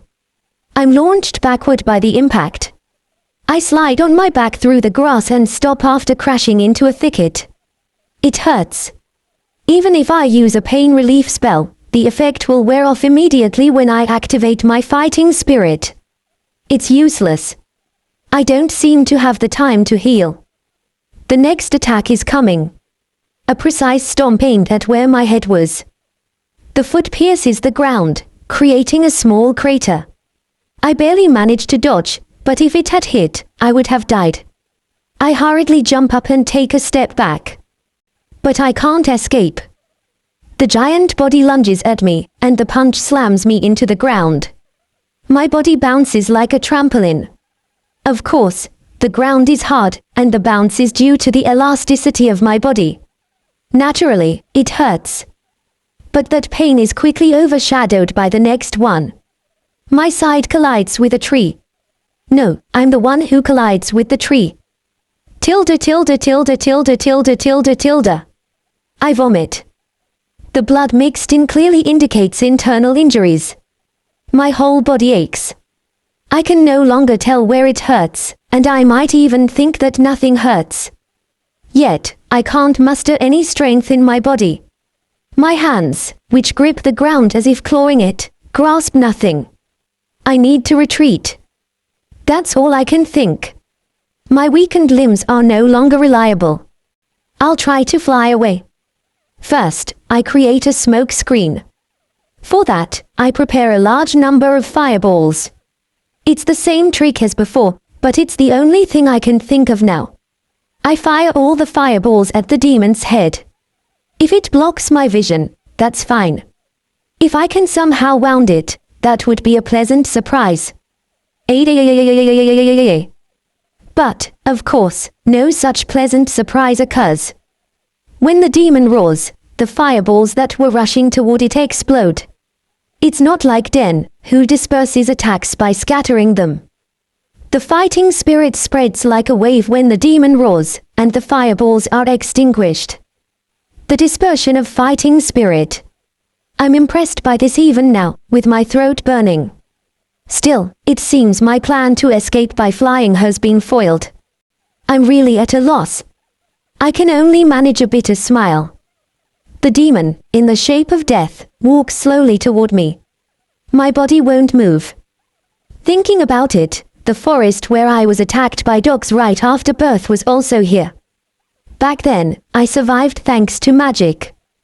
This time, magic won't help. The sky is blue. It's been about 6 years since then. Perhaps the time from then until now was just a reprieve. Maybe I was destined to die. Perhaps the fate of death, which I barely survived, has grown stronger and is now closing in on me again. Ha ha ha. A bitter laugh escapes me. Fate. Am I so cornered that such delusions are flooding my mind? More likely, I'm becoming quite emotionally unstable. What am I giving up on? I can still fight harder. Remember when I was attacked by stray dogs? I didn't give up then. Even when I had no magic and no means of counterattack. A hand reaches out. To crush my head. To take my life. No way. It's not over yet. There's still something I can do. I reach into the bag at my waist and pull out a small knife for disassembly. I strengthen it with fighting spirit and pierce the demon's palm, breaking the sheath and pushing the blade through the back of its hand. Guy 3. The first time I hear the demons scream. The force of my stab, enhanced by fighting spirit, seems to be stronger than the demon's skin. It was just a small wound. However, that wound had an effect beyond expectations. Guy 3. The demon roared, swinging its arms and splattering blood. Blood spattered onto my body as well. I was a bit surprised. After all, it was such a minor wound. But, this body is so tough. For the demon, it must be a wound close to the first damage it has ever experienced. In fact, the way it swung its arms seemed more like it was enduring pain rather than trembling with anger. It wasn't a wry smile. Laughter welled up inside me. The demon, larger than any adult, was losing its composure due to pain. The demon that had killed dogs, prey, and nearly killed me, was reacting this way to just a small wound in the palm. However, that grotesque state didn't last long. The demon pressed its wrist and exerted force. Then, its fighting spirit activated. The thin light intensified, and the wound quickly closed up. Ha ha! It was absurd. Indeed, activating fighting spirit can speed up the healing of wounds. However, it should not be something that heals instantly. The fighting spirit had an abnormal density, and because of that, this monster could perform such an unreasonable feat. Truly, the demon in front of me was a monster. The demon smirked triumphantly and repeatedly opened and closed its hand, showing it could move normally again. That gesture was like that of a cute child, and it made me laugh even more. Why had I been afraid of this monster? My body was more damaged than that small wound. Just from that small wound, the monster in front of me had panicked. Why had I been afraid? This demon. Just strong, fast, tough, and heals quickly. A muscle-bound brute with no technique or wisdom. What was there to fear? Strength returned to my limbs. Right. This demon healed its wounds with fighting spirit. I should be able to do the same, albeit to a lesser degree. I should be able to move again. I believed this and activated my fighting spirit to the fullest. This state wouldn't last long. It was like sprinting at full speed. It would end in a few seconds. However, it was enough to reduce the pain. From a crouched position, I jumped backward. I adjusted my stance and took a breath. Looking at it again, what had I been afraid of? The demon was still powerful, but it seemed smaller than before. I considered what I had learned and what I could do now. Putting it all together, I realized it wasn't an unbeatable enemy. First, the demon was weak to pain. Thanks to its hard body, it had rarely, if ever, been injured. It was strange that a small wound in the palm could cause such a reaction. From this, I inferred that the demon relied entirely on its fighting spirit. In essence, if the fighting spirit was eliminated, the demon would be just a regular creature, with no special toughness or healing ability. Moreover, it probably had no experience living without fighting spirit, making it extremely vulnerable to external stimuli. Eliminating the fighting spirit was also possible. The demon had been dispersing its fighting spirit to nullify my magic. Why hadn't I thought of this before? Mixing fighting spirit and magic would cancel both. If I covered the demon with strong magic, I could neutralize the fighting spirit in its body. A mage's attacks wouldn't work on the demon. A warrior with fighting spirit would need to have a stronger fighting spirit to land attacks. But I had a unique approach since I could use both. Full activation of fighting spirit wouldn't last long. It suppressed the pain, but time was running out. I needed to finish off this demon quickly and treat my injuries, or I would die. I was determined. I might collapse from magic exhaustion. My fighting spirit might run out. My current plan might not even work. But doing nothing meant being killed by the demon. What is this? Isn't it the same as before? When I ate the apple, it was a gamble between dying of hunger or being poisoned. Then, I would win this gamble. This demon should be easy to defeat. After all, there was no poison in that apple. The demon lunged forward. It seemed to dislike the distance and was likely to tackle again. I wouldn't let it. I extended a magical arm from my shoulder and grabbed the demon. It was being melted by the fighting spirit, but I could maintain it by pouring in more magic. Momotaro and the monkey are not here, and I let the dog escape. I am not a pheasant but a crow. Shall we go for the demon slaying? The demon's lunge visibly weakened. It was slower than before. This was manageable. I could counterattack. I kicked the demon's head, covered in magic. My fighting spirit was normal. Gah! The demon's head jerked back, groaning. I landed and slashed with a fighting spirit-infused knife. The wound was clean and easy. Blood spurted out with a splattering sound. It was a shallow cut to the artery, but the bleeding was significant. The demon was patting its chest, trying to wipe or stop the blood, clearly flustered. However, I saw anger in its expression. A chill ran down my spine. I crouched and jumped to the right. The demon's left middle kick passed where my head had been. The movement was quite slow. In that moment, I could have cut its leg artery. Blood spread, forming a pool. The demon's breathing was erratic, likely confused by the first serious injury it had ever experienced. The fighting spirit increased. It was trying to heal, but I wouldn't let it. I increased the magic I was pouring in. This wouldn't last much longer. I had to finish it in this time. I swung and slammed a broken log. A log thick enough that I had to carry it. Normally, it would be nothing to the demon. But the demon without fighting spirit was just a muscle-bound brute. Moreover, it was not used to using its body. The demon was easily knocked back. Serves it right for throwing me around so many times.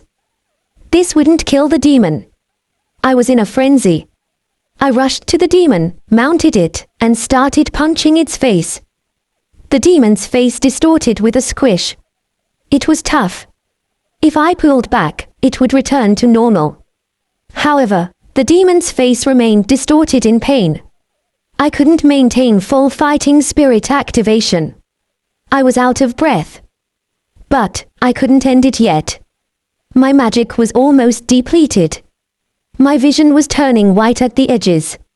I could feel nothing but the demon beneath me. My fist, enhanced by weakened fighting spirit, and the demon's body, enhanced to its limit. Which would win? It was a match. Oh oh oh oh oh oh oh oh oh. I couldn't tell if the roar was mine or the demon's. I punched the face with all my strength. I was desperate, unable to think of anything else. The sensation of squishing and crunching transmitted through my fist. I couldn't tell if it was my fist breaking or the demon's face. I punched repeatedly. If this didn't work, there would be no other way to counterattack. I kept punching desperately. Suddenly, the pain returned. Severe dull pain in my abdomen, and sharp pain in my arm. My strength drained. Not good, I couldn't exert any more force. My clenched fist loosened, and my elbow wouldn't extend properly. My hand hit the demon's flesh with a soft thud. I couldn't maintain the mount. The shock from the ground made me fall. Hey! Hey! My cheek was slapped. Who is this? It hurts. Hey, you're still alive. A carefree voice echoed in my head. No, the voice was definitely reaching my ears. Blackness crept into my vision. A slit appeared in the darkness. Through the slit, I glimpsed the surroundings. The smell of grass, the presence of people. The voice was Rashid's. I groaned from the pain all over my body, and the scene darkened again. Just before it went dark, I thought, I must have survived. A light was visible. My body wouldn't move. The fact that I could see the ceiling meant I was indoors somewhere. Where am I? From the sensation, I was lying on a thin cloth. Beneath it, there was probably straw. Hey, you're awake. The golden hair that peered down at me. As my blurred vision focused on the golden hair, Rashid's face became clear. Where am I? Just as I was about to ask where I was, a sharp pain shot through my chest. Cough, cough. Again, a clot of blood appeared in my mouth. This time, it wasn't mixed with vomit. Hemoptysis. So, there must be an injury somewhere in my respiratory system. Are you okay?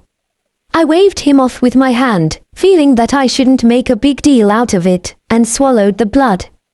I'm fine, just a bit of choking. As I tried to speak, a wheezing sound mixed in, and I was sure I would be doubted. I needed to get better quickly. Where are we? To divert attention, I asked a question. While talking, I let my magic spread throughout my body. It's a shed on the outskirts of the settlement. Outskirts. What does that mean? If they were going to take care of me, they could have taken me to the village.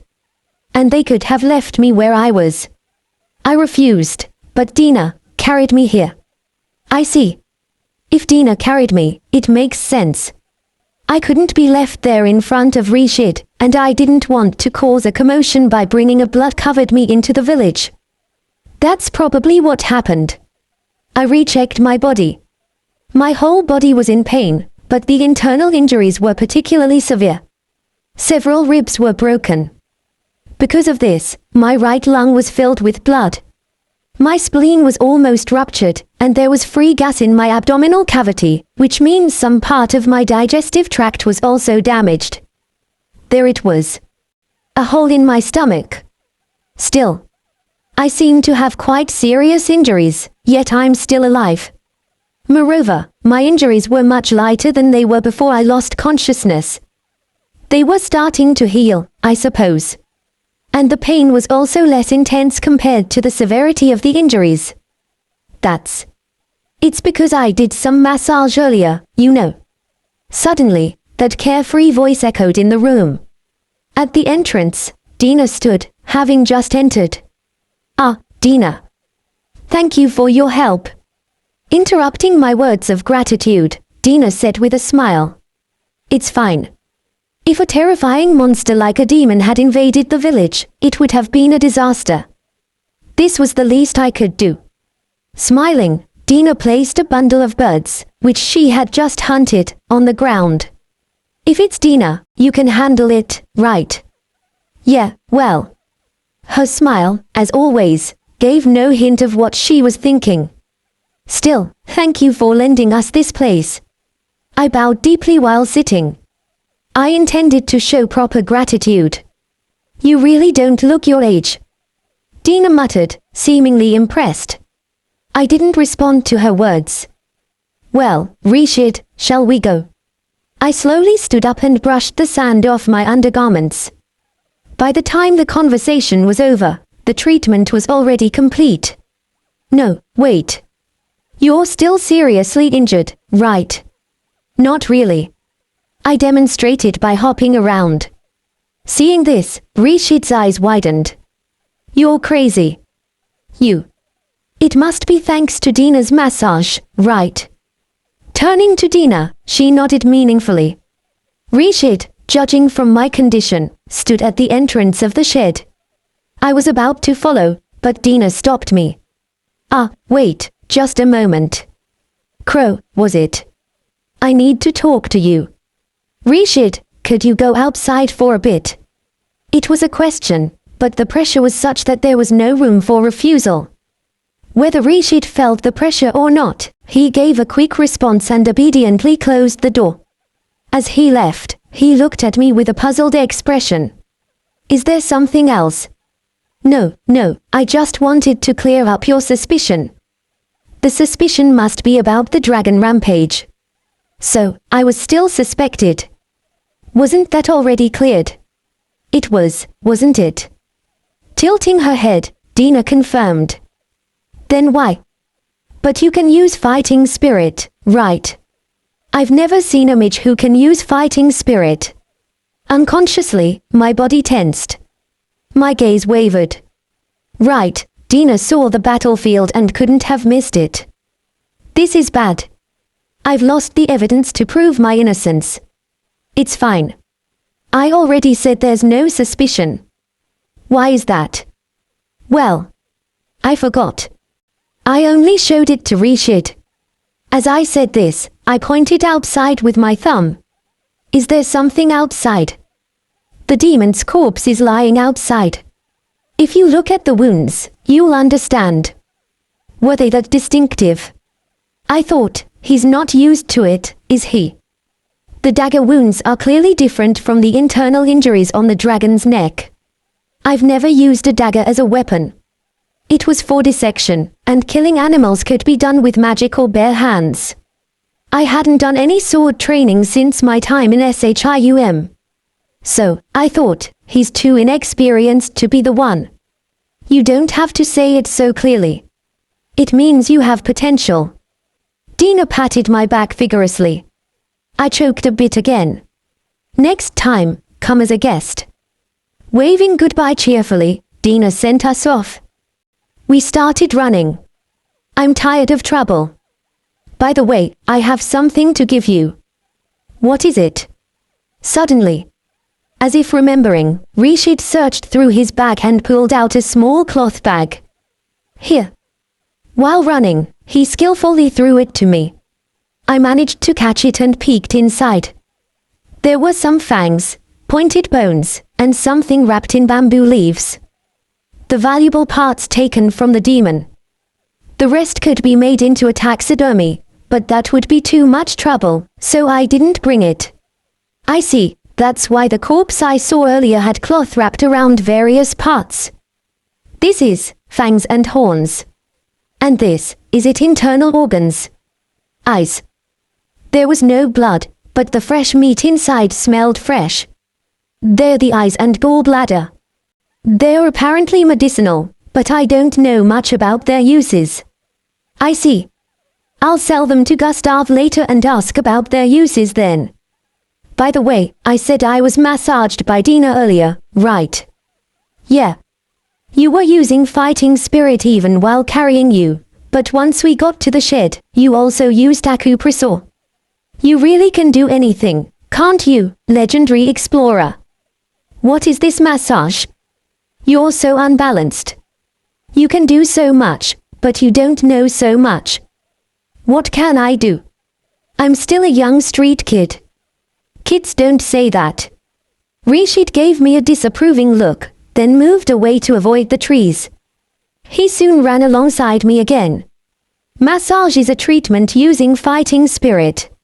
It's not as effective as a healer's immediate cure, but it has its effects. It's an important first aid for us explorers without magic, but not many can do it. Can't you do it, Rishit? To do it, you need to be proficient in the circulation of chi and blood in the body and be able to channel fighting spirit into others. I can't do it. I can't learn it. Rishit denied it with a sullen look. There was no hint of embarrassment in his profile. It must be that difficult. Ask the old man for more details. He can probably introduce you to someone knowledgeable. I'll do that if I get the chance. But if I understand the principle, I'm sure I can use it. I had that confidence. Here we are. Thank you for your hard work. We arrived at the entrance to Ireland before evening. On hack, I could run for about an hour, covering a distance that would take more than half a day on horseback. This speed should be worthy of praise. Now, all that's left is to report to the old man. Right. I walked alongside Rishit, who was patting my shoulder, relaxed. By the way, thank you. What for? Caught off guard by my sudden words of gratitude, Rishit was taken aback. You didn't run away and brought Dina back, didn't you? Considering safety, you could have run to this city. But you went back to the demon with Dina. Rishit turned away. If you weren't there, I would have lost a gold coin. His words, said without expression, sounded cool. Not pointing this out was probably a kindness. Damage isn't that bad. Yeah. The dragon that went wild was shot down before it entered the village. We also couldn't confirm any rampage by the monsters. The word almost was probably referring to the ogre. Rishit and I came to report to Gustav early. Gustav tapped his desk with his fingers, silently organizing the information. Then, after blinking a few times, he nodded in agreement. Whoever lured them out, this is enough information. As he said this, Gustav began stacking gold and silver coins. He made 2 piles and then slowly looked us over. Good work. This is your reward. Rishit, with a beaming smile, gathered the pile of coins in his left hand and jingled them. All right, that's great. Just sign this for me, will you? After putting away the coins he was playing with, he pulled out a piece of paper from his pocket and placed it on the counter. Gustav signed it without a word. Well, I'm off. If you have a good job, send it my way. Rishit raised his hand in greeting. His smile was probably due to the joy of the income. Ah, wait a moment. Rishit's business was done, but I had to at least go through the motions. Oh. What is it? We need to distribute the materials, right? Even as I said this, Rishit tilted his head, not quite getting it. Gustav, I'd like to sell these to you. I placed a bag on the counter. Inside were materials taken from the ogre. Is this? Gustav pinched the fang inside and examined it closely.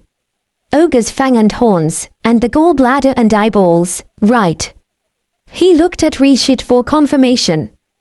Yeah, but, distribution. Yes, distribution. Between you and me. That's yours, you know. True, I did the hunting, but we were a party, weren't we? We only teamed up temporarily. Even if it was temporary, we did the job together. The profit should be split. Besides, Rishit dismembered it, right? I think he has the right to a share. There were plenty of reasons to let him take a share. It would be better for my mental health if he did. These eyeballs are crushed, though. Gustav interrupted Rishit's persuasion and asked. Probably because I hid them. I recalled the corpse outside the shed. The face was unrecognizable, and the eyeballs were so mangled that it was hard to tell they had been removed. Still, I think they were taken out pretty cleanly. Rishit affirmed it wasn't his fault. That was probably true. They won't sell as ornaments. If we sell them as medicine, the price will be lower, but that's the best we can do. Can't be helped.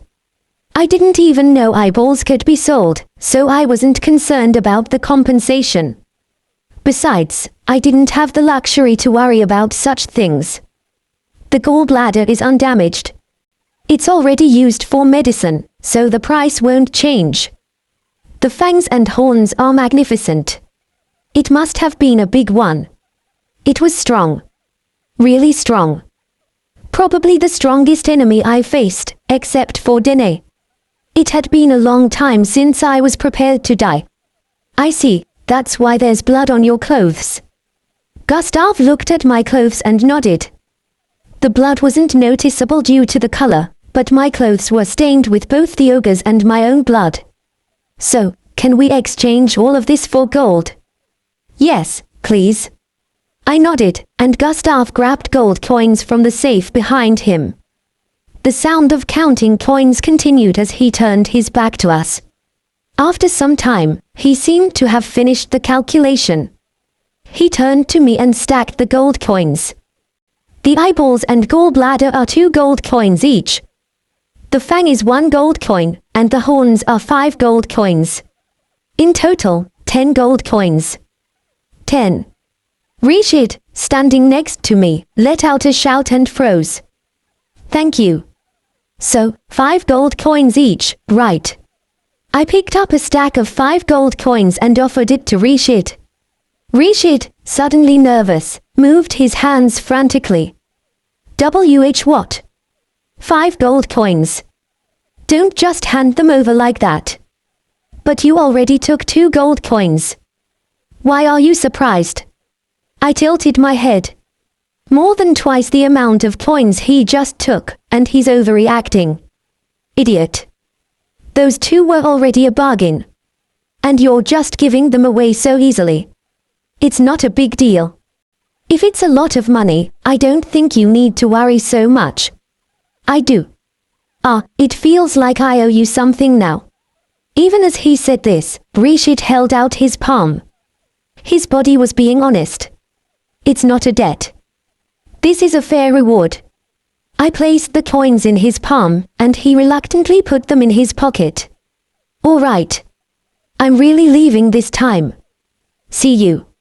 After a bit of back and forth, the excited Rishid left the stone house. I watched him go with a smile, while Gustav remained expressionless.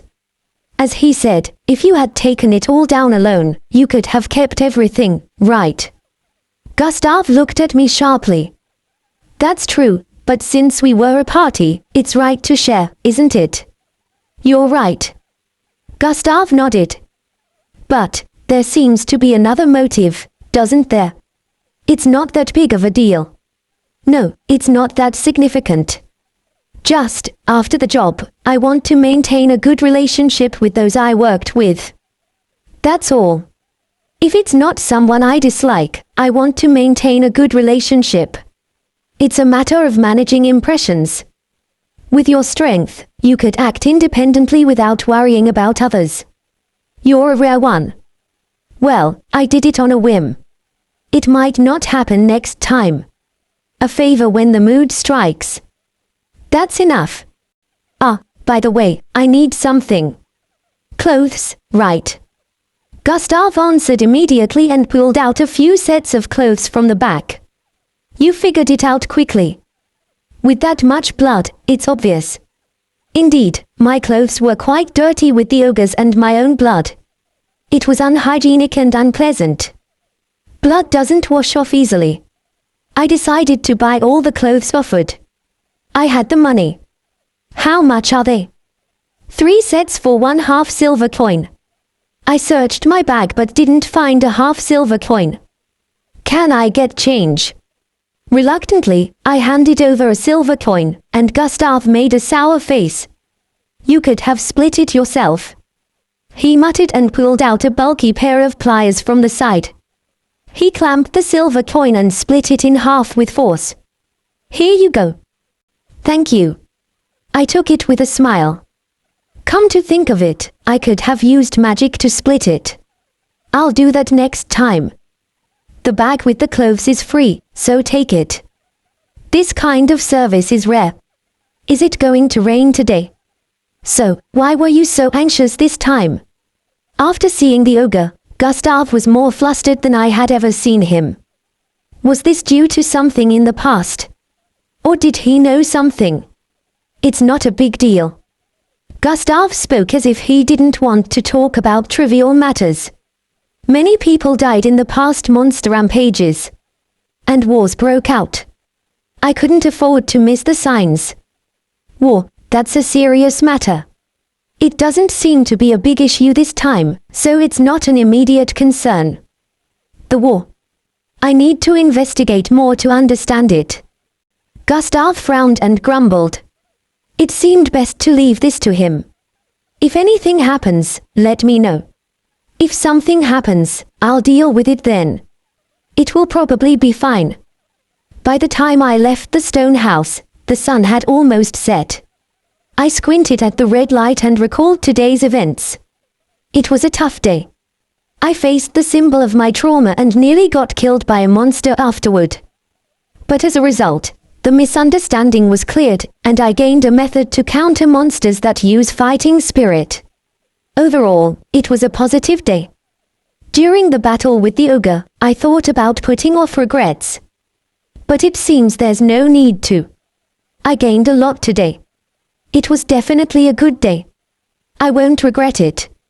I watched the sun set and started walking toward my home. There seems to be a festival today. This is the first New Year's event since I came to Ireland. Really, there are so many people. Well, it's a festival day, after all. Gustav sighed and muttered. Even on such a festival day, Gustav was diligently manning the store. Mr. Gustav, aren't you going to the New Year's festival? I have to man the store. Besides, it's not that empty. While signing some documents, he didn't even look up.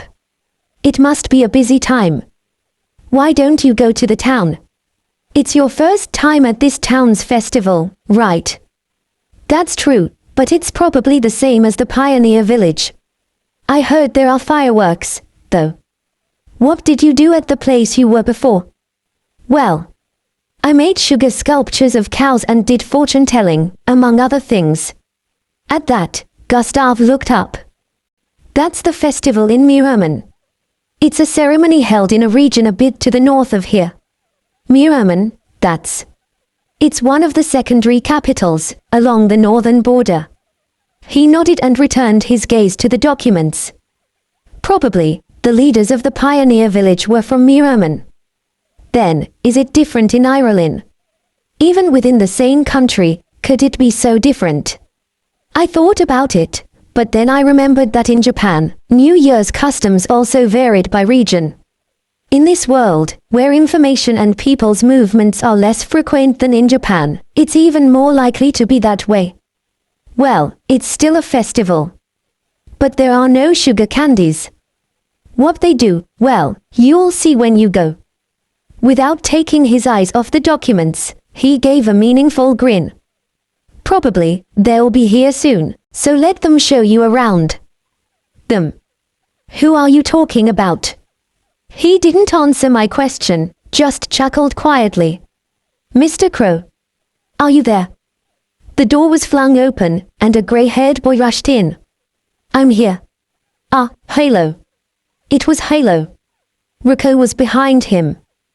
They both looked well-dressed, and at first glance, I couldn't even recognize them. Good morning, Mr. Gustav, Mr. Crow. Good morning.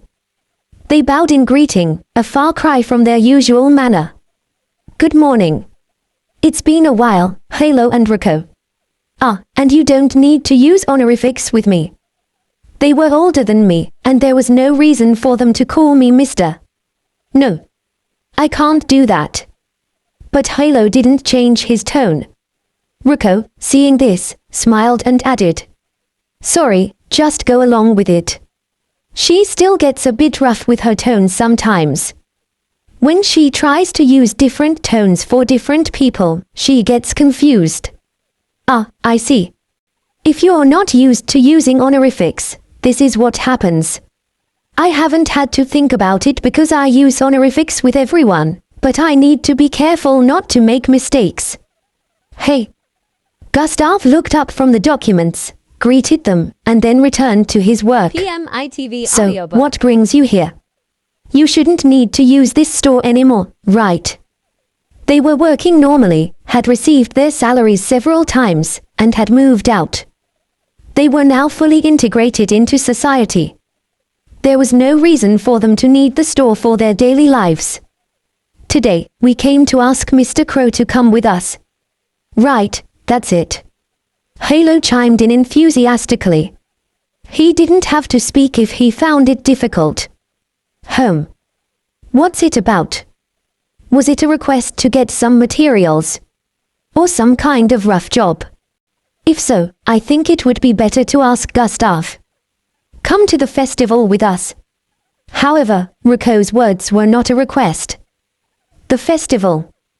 They had come to invite me to the New Year's festival, to the crowded town center. Hey. Don't you want to go? Imagining the crowd, my face must have fallen. Rico seemed a bit flustered. No, it's fine, but... Is it okay for me to go with them? No, I don't mind going. But if I go, I'll be exposed to many people. I am still a resident of the slums.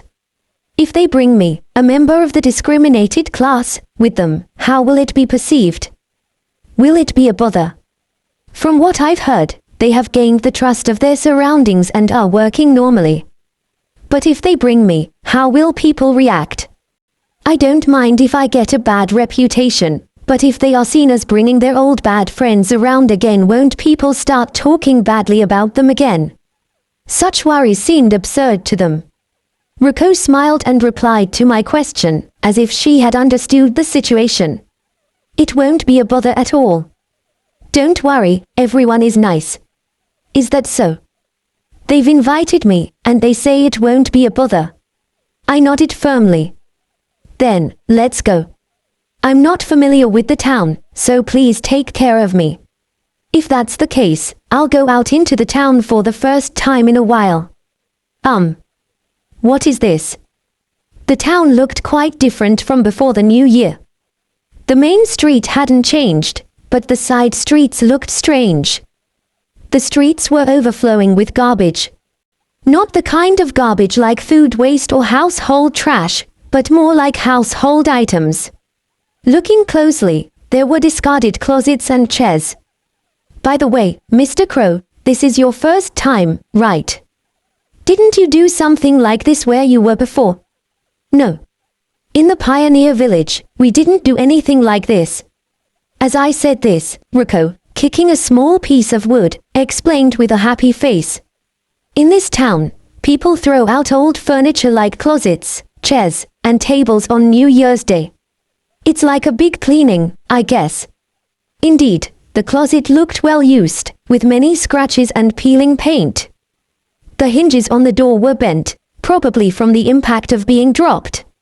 Of course, the main street is too crowded for people to throw things, but in the alleys, it's like this. We used to fix these things and sell them. Hey, Halo, your tone. Rico quietly reminded him, and Halo looked dejected. When we were in the slums, Halo was the main one, but now it's the opposite. Seeing this, I couldn't help but smile a little. Hey, this sausage is really good. Halo ran up to a food stand, his tone already slipping. Let's eat together. I'll treat you. Rico couldn't say anything to his smile, just smiled wryly and looked at me. Let's eat. Sure. If he's treating us, I have no intention of refusing. Sausages, which I hadn't eaten much before, were large like frankfurters, wrapped in paper. Biting into it, the flavor seeped out from the soft, fluffy meat wrapped in a tender skin. There wasn't much juice, but it was delicious. Every time I finish work, I buy sausages from this stand. The stand. Oh. I wondered if this stand was always here. Looking behind the stand, I understood. It looked like a butcher's shop that sold prepared foods. They probably only set up the stand during the festival. Even though you always eat them, you could have tried something different during the festival. Despite the deliciousness, a complaint slipped out. But they're still good. I wanted Mr. Crow to try them too. He seemed to remember his tone halfway through. The man who seemed to be the owner of the stand, who was manning it, laughed as he watched us. Thanks always. The store seemed to be a regular place for them, judging by the owner's greeting. As we walked a bit, a noisy sound came from behind us. Turning around, a procession seemed to be approaching. It's the nobles passing through. Someone in the crowd said. The crowd in the distance seemed to be parting. Halo, this way. Rico called Halo and guided me to the edge of the road. Indeed, as Gustav said, the nobles would parade through the town. The crowd gathered at the edge of the road, and we were swept along with them. Can't see anything from here. Halo and Rico were both small, and I was even shorter. The people in front of us blocked the view of the nobles. The procession gradually approached, but we could only see glimpses through the gaps. It was boring. We had come this far, so I wanted to see what it was like. Curiosity was gnawing at me. I could go alone, but I wanted to show the two of them as well. Halo, Rico, come this way. I led them to a side alley, and they followed without resistance. Don't you want to see? From there, we can't see. I pointed to the sky. Let's see from up there. Wow. I quickly muffled the scream. Using telekinesis, I lifted them to the roof as I flew. Then, I quietly set them down and looked down at the street. From here, you can see, right? Hey, don't just fly people around like that. Halo complained, but he didn't seem to really mind, so I just smiled and shrugged. Looking at Rico, she was in bad shape. Phew.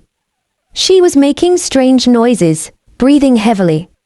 She seemed to be trying to calm down. After several deep breaths, she finally looked at me. If you're going to fly, you should tell us first. She seemed to be afraid of heights. I calmed them down and looked down at the street. The procession of nobles was right there. Can you tell who they are? No idea. I don't remember the faces of nobles, and I don't deal with them anyway. Well, that's probably it. In the procession, several people were being carried in what looked like rickshaws. Around them, soldiers in elaborate armor were guarding them. They were probably private guards. The most important person, probably the head of the noble family or their representative, was likely in one of the rickshaws. A couple was in one of the rickshaws at the back of the procession. In the front, 4 young people were seated. They were probably children. I listened to the comments of the onlookers. The Leibniz family. Yeah, they say a Mitch was born. It's the first time they're showing him. He must be proud. Only one arm, though. Several interesting words were in the comments. I looked again at the people in the carriage. The smallest boy, probably around 10 years old, was likely the one-armed Mitch from the south that Gustav mentioned. He was smiling, but his eyes were expressionless. His hand was tucked under his leg, and he probably found it boring. He didn't talk to the others, who seemed to be his siblings, and just sat quietly, looking forward. Their clothes are so beautiful, nobles are really different. We were born differently, after all. As we looked down, the two of them sighed. They were the same age as us, but treated differently. They seemed to have a philosophical outlook, or perhaps the nobles were so far removed from reality that it didn't affect them. The lack of envy in their eyes was probably a virtue.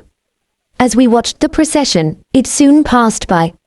It was probably heading to the center of the town. Since they've gone, I'll take you back down. When I said this, the two of them froze for a moment. I'll need to use a silencing spell again when I put them down. Don't just send people flying so easily, okay? Sure. Rico, who rarely gives me advice, warns me. When we landed, Her face was pale, and her whole body was tense, so she must have been really scared. Can't you fly higher? Hero, who seemed to be fine with heights, appeared to have enjoyed the descent as well. I can. Shall we go up to where we can see the whole of 5th Street? Yeah. Let's go, Ruko, come on. Let's not. Okay. Her hand, which she held out with a smile to stop us, was drenched in sweat. Hero must have noticed this, as he didn't say anything more. I could take you up into the sky anytime you want, if you ask. My stomach is almost full from the sausage I had earlier, so I'm not tempted by the food stalls anymore. There are grilled fish sprinkled with plenty of herbs, sandwiches with mashed potatoes in bread, and hard cakes sprinkled with what looks like sugar. I want to eat them, but I'll save it for another time. I'll save it for another time. I want to. These are unusual dishes for me. It's no wonder I kept looking back. It's still daytime, so it's not fully in swing yet. Yeah, they won't do it while it's still light.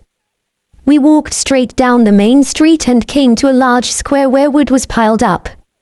What are they going to do here? Home. Oh, when it gets dark, they'll have a big bonfire here. They'll burn all this wood. They say that if you smear the ashes on your cheeks or forehead, you won't get sick that year. Huh. It's probably like eating cocoon balls to prevent colds. I don't know if it works, but if it's a charm like that, I might do it later. Still, Ruko got a 3-day fever. Hero laughed. Ruko also smiled wryly. It seems that the time when they almost died has become a laughing matter among them. The festival continues. We went around the stalls, eating and sharing our thoughts. We even tried a target game. There, in a field about 20 meters long, there were several targets ranging from the size of a fist to a basketball, made of compressed cotton. It seems that you get a prize corresponding to the target you hit. It's like a shooting gallery, or rather, it is a shooting gallery. Hero, Ruko, and I each handed money to the stall owner and received a bow and 3 arrows. The tips of the arrows were flattened to prevent injury, but they were designed to stick into the cotton if they hit properly. Do I just aim for those targets? Yes, but maybe it's a bit early for you, kid. The owner was reluctant to let me try, even though he would take my money. Despite this, I knocked an arrow and drew the bow. Here goes. I don't have much experience with bows. I've tried making a few with materials I could find in the forest, but none of them flew properly. Still, it seems that I can shoot a proper bow properly. My arrow flew weakly and grazed the compressed cotton target. Close, but no cigar. Still tough. Even crows can't do everything. Hero chuckled. He was laughing, but he had already wasted 2 arrows. Ruko took careful aim and finally released an arrow. Her arrow flew straight and fast, easily piercing the center of the target. Hit. A young woman standing nearby raised her voice loudly. Then, she lightly landed in front of the target, pulled out the arrow, and collected it. She also picked up the arrows that Hero and I had dropped. Good shot, kid. The owner, impressed, handed Ruko a prize. It was a bottle wrapped in paper, containing a liquid. What is this? Ruko tilted her head and then pulled the cork out of the bottle. She brought her nose close to it and grimaced, saying, it's alcohol. Wow. That's great. I'll aim for it too. Hero got excited, but Ruko seemed a bit dissatisfied. Do you dislike it? I can drink it, but I'm not good at it. You could give it to Hero. Hero, on the other hand, was aiming at the target with a serious look, holding the bow. Ruko, looking at Hero, answered in a whisper. Yeah. If I miss, I'll give it to Hero. I think that's a good idea. In this world, there's no age limit for drinking. However, there's an unwritten rule that minors should avoid it. Maybe the owner didn't encourage me because the prizes included alcohol. Hit. Hero's arrow caught the edge of a different target from the one Ruko hit. Yeah. Hero clenched his fist and was happy. He seems to like alcohol. Ah, you hit it. Then, I'll give this alcohol as a souvenir to Gustav. Why don't you sell it? Yeah, well, maybe. He can bring items as gifts without selling them. It's a good thing to have that kind of leeway. The woman who had been collecting arrows from the targets danced in front of them again. But this time, something was different. She was originally wearing a rather revealing outfit. Over a yellow bikini-like outfit, she wore a piece of fabric so thin it was almost see-through. Her outfit was designed to be provocative, showing off her sensuous chest and thighs. Her movements were much more seductive than before. She danced, showing off her well-proportioned face and body, as she collected the arrows. The other customers were cheering and watching her. Nice one, kid. Woo. I'm jealous. The customers called out to Hero. Hero, confused, looked at me and Ruko. You're a bit young, but you're a fine man, kid.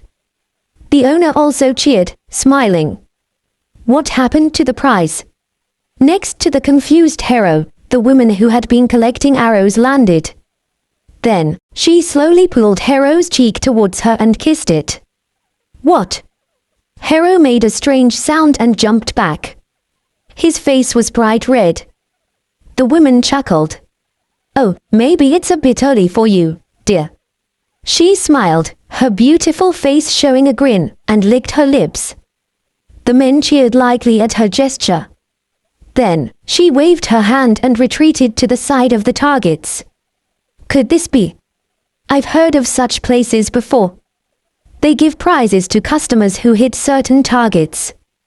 The prizes include alcohol and tobacco, and services from attractive women. There must be various other targets, from light to more time-consuming ones. What about the prize? That was the prize, Hero. It was probably that kind of place. This place. I only shot one arrow, but I don't feel like shooting anymore. Unexpected adult time left us three with mixed feelings. Should we do something with the remaining arrows? No, just shoot them.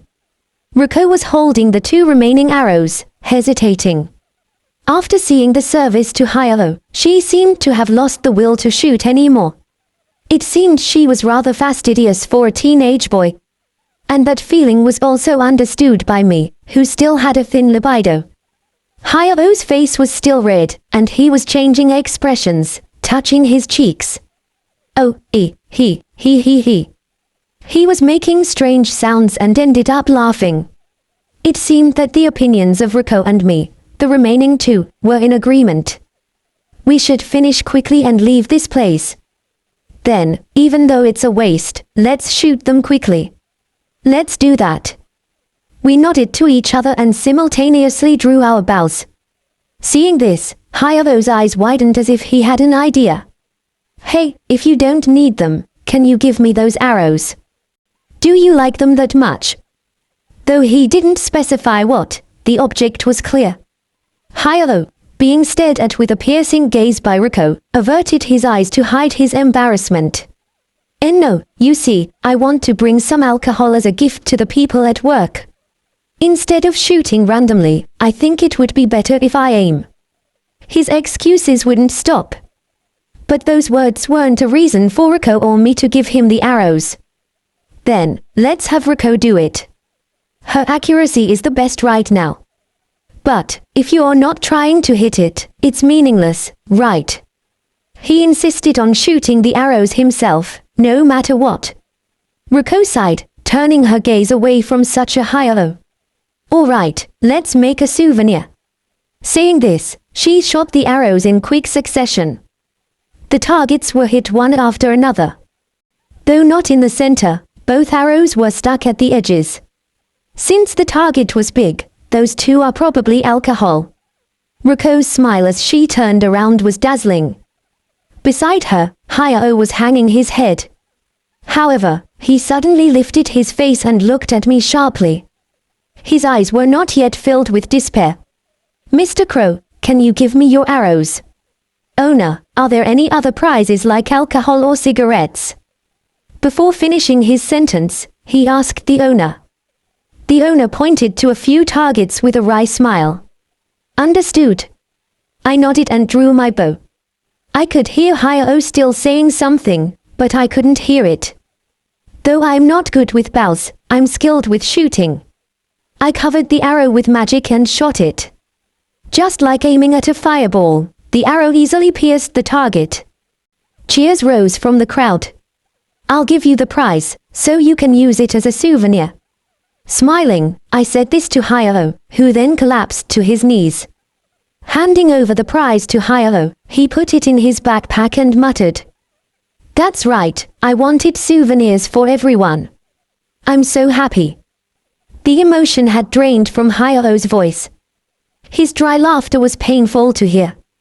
You should have just said you were interested in the women.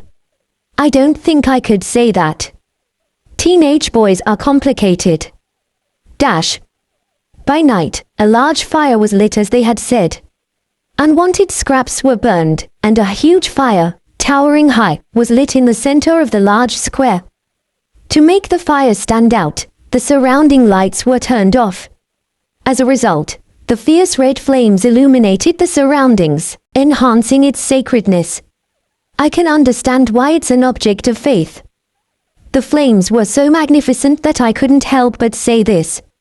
Avoiding the sparks flying from the burning flames, we lined up at the edge of the road. The New Year's festival is over. After this, when the fire is about to go out, the sacred fire will be distributed to the various facilities of the Holy Church, the infirmaries.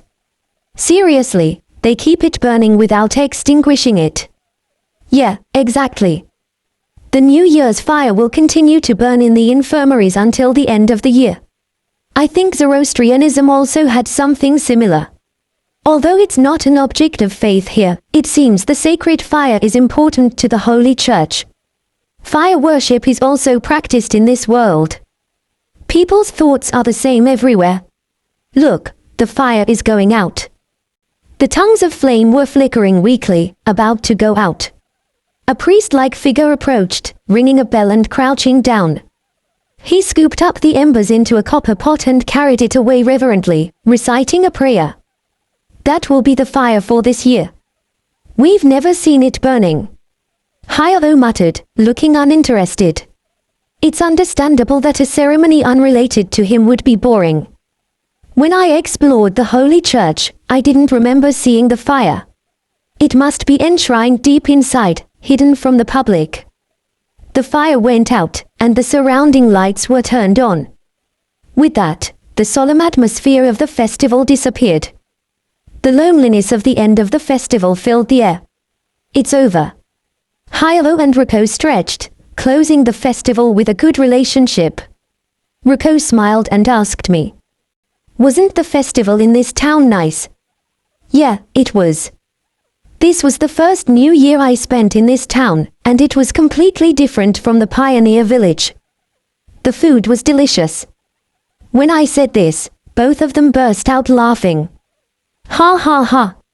You're right. This was the first time we ate at a festival stall. It was delicious. Looking at the two of them, I recalled the days in the village. Until now, the New Year's festival for me was more of an event to get clothes. I'm not saying the previous festivals weren't fun. However, it was the first time I enjoyed the New Year's festival without thinking about practical benefits, and it was definitely thanks to these two. I'm glad I helped them. I'm glad I didn't abandon them. I truly felt this from the bottom of my heart. After that, the three of us smeared our faces with ash and dispersed. Seeing my ash-covered face, Gustav laughed, which will be a good memory. The year since leaving the village has ended. From now on, it will be the same old routine. My goal has not yet been achieved. I am still a resident of the slums, and I receive unpleasant looks when I walk through the streets. However, everyone is changing. Hi-Oh and Ruko are smoothly integrating into the town, and Kichi has become a knight. And with time, I will change too. With strength, knowledge, and friends, I have grown. 3 years have passed. It's time to move on to the next step. To show the townspeople, I will become an explorer from now on. Should I become an explorer soon? Home. Sure, why not? At the rock house, I casually asked Gustav for confirmation. I had intended it to be like consulting my parents about living alone, but Gustav, without looking up from his papers, replied as if it were nothing. The headquarters is on First Street, but there are branches in each district. If you register there, you should be fine. I don't really know how to go about it. What exactly does registration involve? You should at least go and check it out. Gustav sighed, exasperated.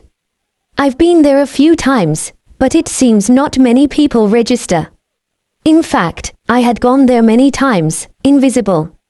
However, I had never seen anyone register, and without any explanations, I only had a vague idea of what they were doing. Do you know the layout and what's inside? I nodded silently. First, when you go in, there should be a row of large counters. Go to the one on the far left. That's where I register. Right. There might be no one there, but if that's the case, just ring the bell, and someone will come out. Then, tell them you want to register. After that, it should go smoothly. Is there anything I need to bring? Nothing. Gustav was firm. Basically, you can join the guild with just yourself. The only restriction is age, and there's no real screening. Don't worry about it. If you say so, Gustav. Is it really that easy to get a job? The guild was originally created with the idea that more people are better. You won't be turned away for trivial reasons. I understand. If that's the case, then it's fine. Today, I will register, get a job, and become a citizen of the city. It's been almost 4 years since you came here, hasn't it?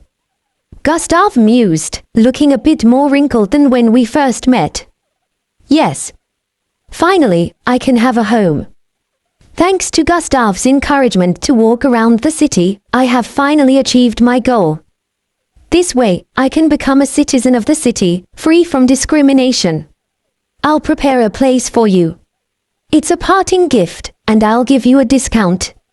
I can always come back, you know. It's not like we won't see each other anymore, so a parting gift seems a bit much. Gustav didn't respond to my words.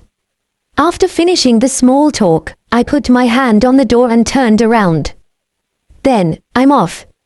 Apparently, my house will be ready by today. They say a small cottage can be prepared quickly. I don't have any particular preferences for the location or the room, so I'm grateful. Once I become an explorer and return, my house will be ready.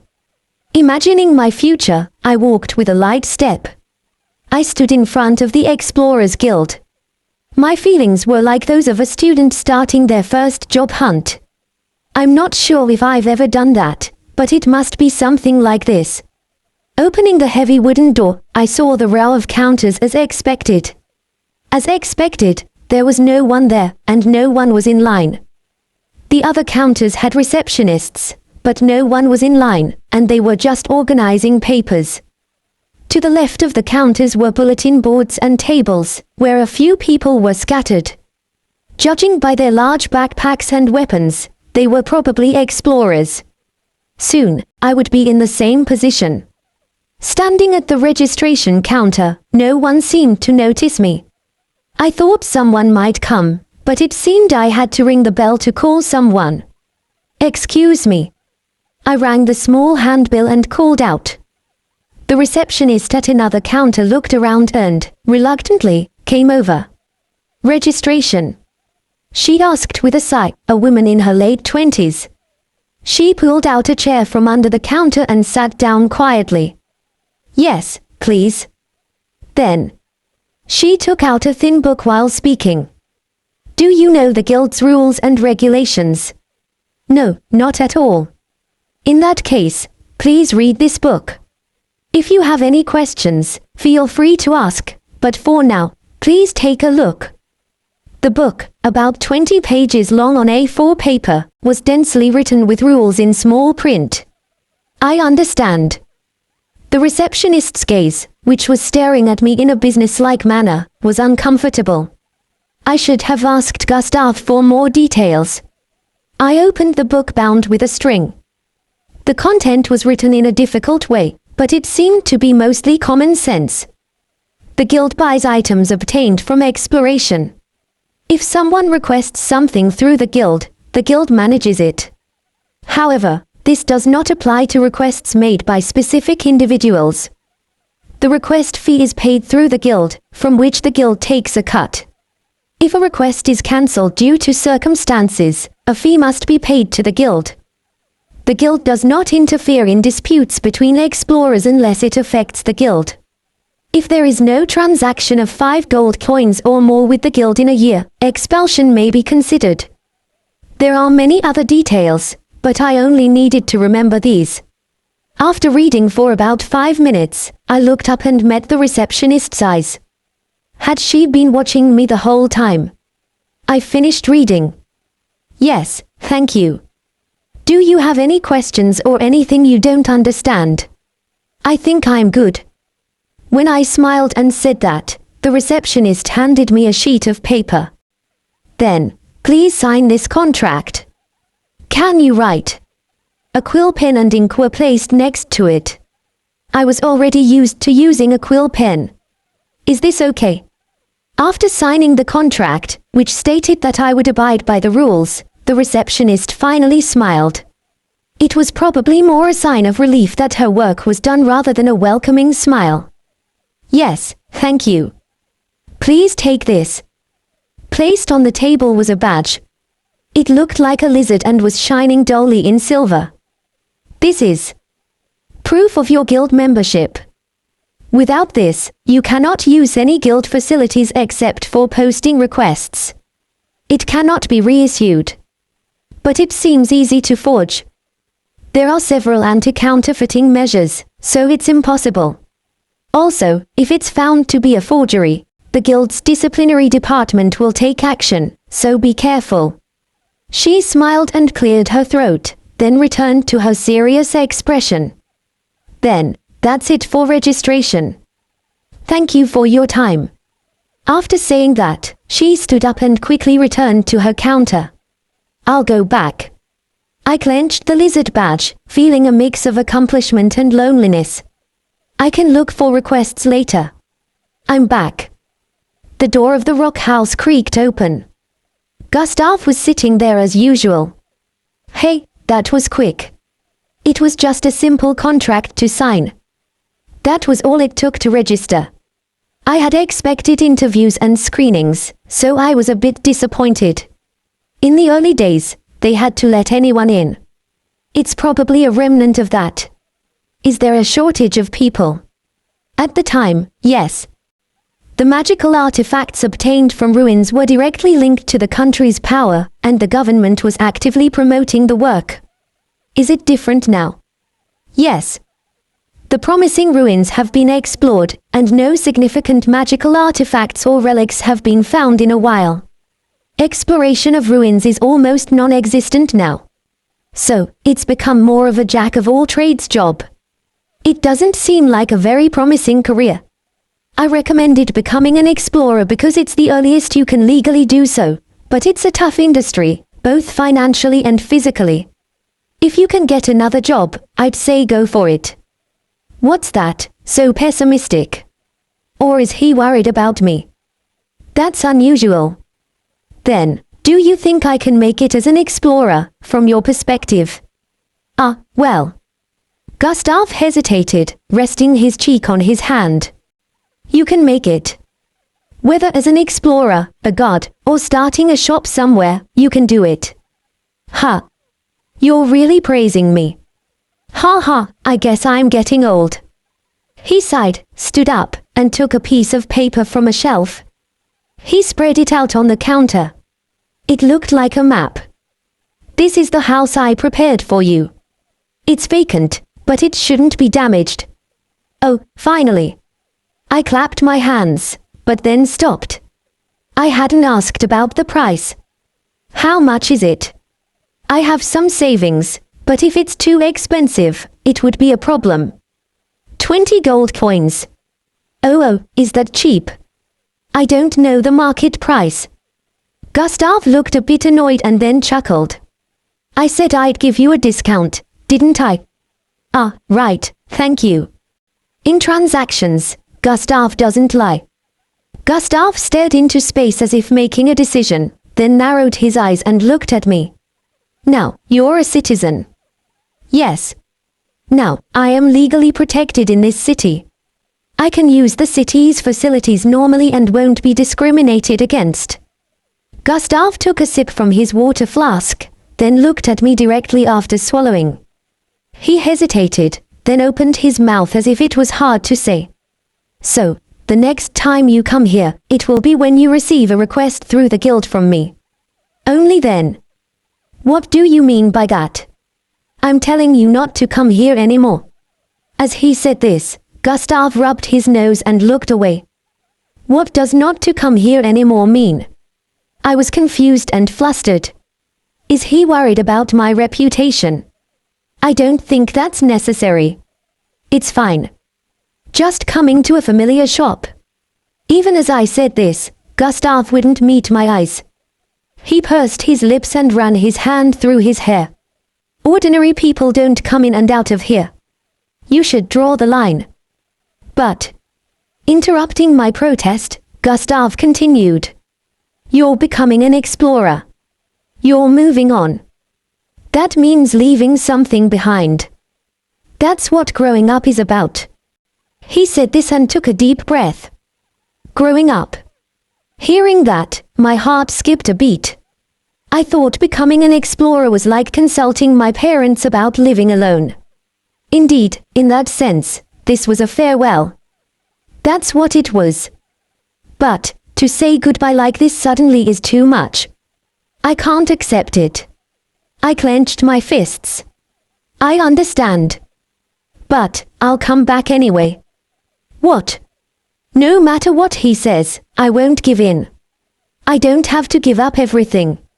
I forced a smile and showed it to Gustav. Gustav said that as an explorer, I can use anything that's useful. Gustav gave me a disapproving look, but I didn't back down. So, when this shop is useful to me, I'll come without hesitation. Gustav sighed and laughed. We talked a bit more, then I left the rock house. About becoming an explorer, the types of requests I should take, and common pitfalls. It wasn't an exciting final conversation, but it was fitting for Gustav and me. I started walking from the rock house. I didn't look back. It was a sudden farewell, but I'll see him again. So, I didn't look back. And that's how I said goodbye to the slums. My house was on 3rd Street, on the west side of 1st Street. 3rd Street seems to be the oldest residential area. The town had a row of streets older than even the slums, like 12th Street. Still, compared to the slums, the buildings were not in disrepair and were quite solid. In the middle of this street, there was a small house surrounded by vacant lots. This small 1K shack was to be my new home. It wasn't particularly new or beautiful, nor did it have any innovative design. It was just an ordinary house. However, the cloudy windows were not broken, and there were no cracks in the walls. Just that alone made it look like a clean, new house to me. Inside, there was nothing particularly unusual. There wasn't even a single piece of furniture. Well, I could always get them as needed. In the empty room, I leaned against the wall and crouched down a bit. This room was my starting point. I had become a citizen. What should I do from here? Gustav assured me that I could do anything. If Gustav said so, it must be true. I can do anything. But that's why I'm hesitating. I became an explorer. From now on, I'll explore, gather materials, and sell them. By repeating this, I'll earn money, but then what will I do? There was no noble reason. I just wanted to show those who mocked me for being a kid from the slums that I could make it out. They haven't laughed at me yet. My goal hasn't been achieved. It might be too early to worry, but what should I do after that? I exhaled deeply, stood up, and stretched. I'll worry about it later. For now, I need to tackle the task at hand. I'll worry about it again when I stop to think. For now, I'll go to the Explorers Guild today and check what jobs are available. The rewards are so low. I muttered as I looked at the quest board. After muttering, I looked around, worried that someone might have heard me, but no one seemed to be interested in me, so I sighed in relief. But they really are low. For example, there was a request to bring hin grass, which is needed for the development of medicine. Hin grass is a plant shaped like okra and has a taste similar to scallions. It grows in the mountains far to the west of Iline. When you eat it, you feel refreshed and as light as a feather. As usual, there are monsters around it.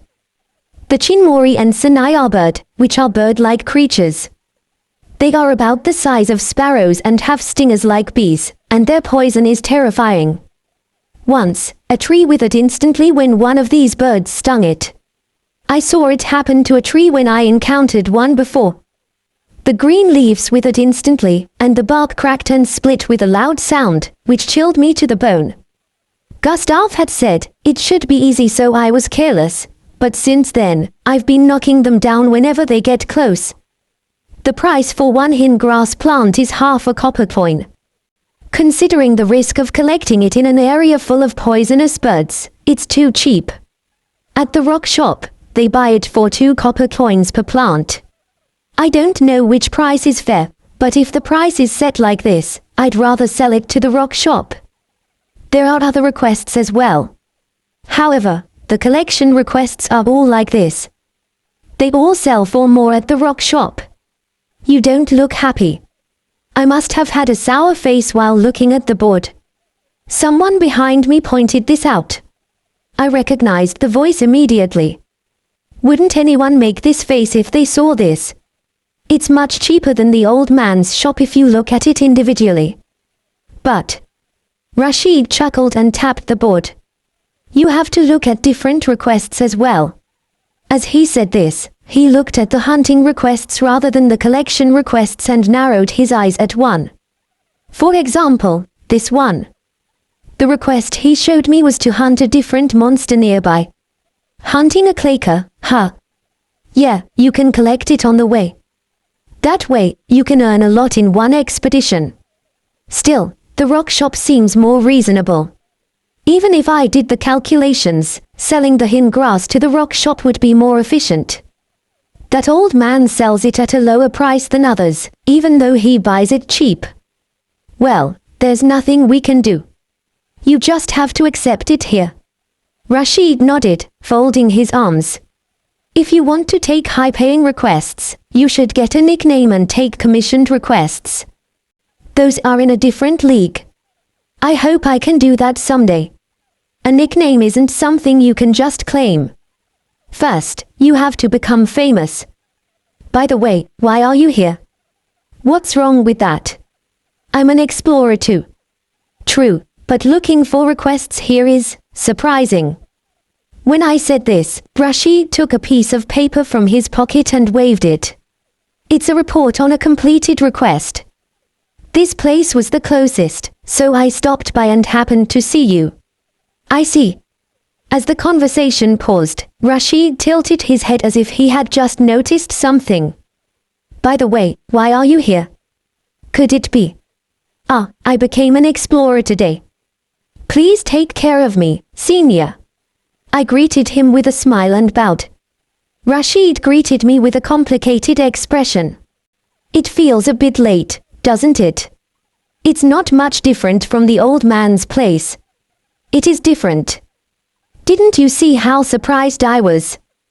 The rewards are too low. That's just how it is. If you sell magic tools, you can earn a decent amount, and with proper exploration. Rashid suddenly stopped mid-sentence. His gaze wandered as if he had noticed something, and he seemed a bit troubled. What's wrong? No, it's nothing. Rashid's attitude was uncharacteristically indecisive. He seemed to be hiding something, which was concerning. While I was trying to get him to reveal his secret, Rashid seemed to have made up his mind. He opened his mouth as if he had decided. All right, I'll help you get a commissioned request faster. I couldn't help but frown at his offer. What do you want me to do? It's not much. You can do it. He smiled, showing his teeth, a smile that seemed to be enjoying something, and reminded me a bit of Gustav. Let's go to the guild's secret promotion exam. What does he want me to do? I just joined today. Unsettling words aroused my vigilance. I'm scared, so please let me get used to other requests first. I don't mind, but weren't you dissatisfied with those other requests? Yes, but... Indeed, I was dissatisfied with the rewards. However, it feels wrong for me, who hasn't taken on a single request yet, to be promoted. Or rather, what does promotion even mean? By the way, what exactly is promotion? As far as I know, there are no ranks or positions for guild members, right? There was nothing about this in the rulebook, nor was it mentioned during registration. I don't even remember receiving a proper explanation during registration. Could there actually be some kind of ranking system? There's no clear system, but there are those who get requests from the guild and those who don't. That's the distinction. Isn't that decided based on your usual performance? Considering you were with the old man, that's quite a model answer. Rashid snorted. I just want him to get to the point. Think about it. How is performance evaluated? By the frequency of taking on requests? Or by the client's feedback? Or the difficulty of completed requests? Considering all of that, comprehensively. For example, setting points for requests and determining it by the points accumulated, or by the transaction amount, and so on. Thinking about it won't help. But the Exploration Guild is different. Is there no evaluation department? There's no one to compile such data. That seems a bit far-fetched. The original purpose of the Exploration Guild was to explore ruins and collect magical artifacts. Requests were added later. I heard that the original purpose has become a formality. From the old man. Yes, more or less. I nodded, recalling my conversation with Gustav. He said that ruins have been thoroughly explored and the excavation of magical artifacts is almost non-existent. If that's the case, there's no point in exploring ruins anymore. It makes sense that it has transitioned to the current form, where they move based on requests. The formality is correct, but only in terms of making money. Reasons other than making money. Could it be for evaluating abilities? You catch on quick. Rashid smiled contentedly. He seems pleased that I've been taken in. To become an explorer who gets requests from the guild, there are two conditions. One is the ability to use martial arts or magic. Rashid bent his thumb and pointed at me, then continued, bending his index finger. The other is to sell magical artifacts to the guild. Sell, you mean? Not just excavate. Back when the guild was founded, there were people who wouldn't sell the magical artifacts they excavated to the guild. You can guess why, right? If it's a useful tool, they would use it themselves, right? Exactly. Of course, that would help their exploration and increase profits if done well. There's nothing inherently wrong with that. He agrees. But given the context, there must have been a flaw. I thought about it, but the problem was obvious. But if they monopolize it, it won't benefit the guild. True. If everyone did that, it would hinder the guild's operations. That's why they started to favor explorers who sell to the guild over those who just bring things back. That's right. It's an old story, but it has been passed down, leading to the current situation. Rashid pointed at the bulletin board with a mischievous smile. So, The guild is being cut out quite a bit, right? Quite a bit. If it were only those bulletin board requests, the guild would be laughing all the way to the bank. That explains the low rewards. I see. So, the secret promotion test you mentioned earlier. It's a secret review, hence secret. And it's a promotion test because it involves meeting conditions for better treatment. Got it? Yes, that makes sense, but it's not really a test. However, pointing that out would just make him angry. I nodded silently. In other words, you want me to get a magical artifact. If you do, you will get better requests. It would be a loss not to. You're right. If that's the case, I can do it between requests. But that leads to the next problem. Can I just buy a magical artifact? It has to be something you found during exploration, so that's not allowed. Rishit scratched his head and replied. If that's the case, I have to go to a ruin, but are there any ruins left with magical artifacts? But if they've all been explored, you can't find magical artifacts anymore, right? If that were the case, I wouldn't make this proposal. Well, you're not that mean, right? He pouted, looking displeased at being suspected. If he had a cute face, it might be okay, but it doesn't suit his wild look. There are a few ruins known only to explorers. They're difficult, but you should be able to get something there. Ruins that Gustav didn't know about. I was surprised, and Rishid laughed happily. They're kept secret within the guild, so no one outside knows. Many explorers don't know about them either. Still, the old man didn't know, huh? I see. I inwardly sighed. Only now did I realize. From my words and actions, Rishid concluded that Gustav didn't have information within the Exploration Guild. I inadvertently lowered Gustav's reputation. It's a small thing, but it made my chest feel uneasy.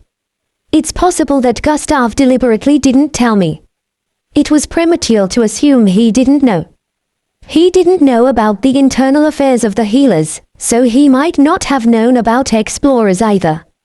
No, there's Nixki. He probably deliberately didn't tell me.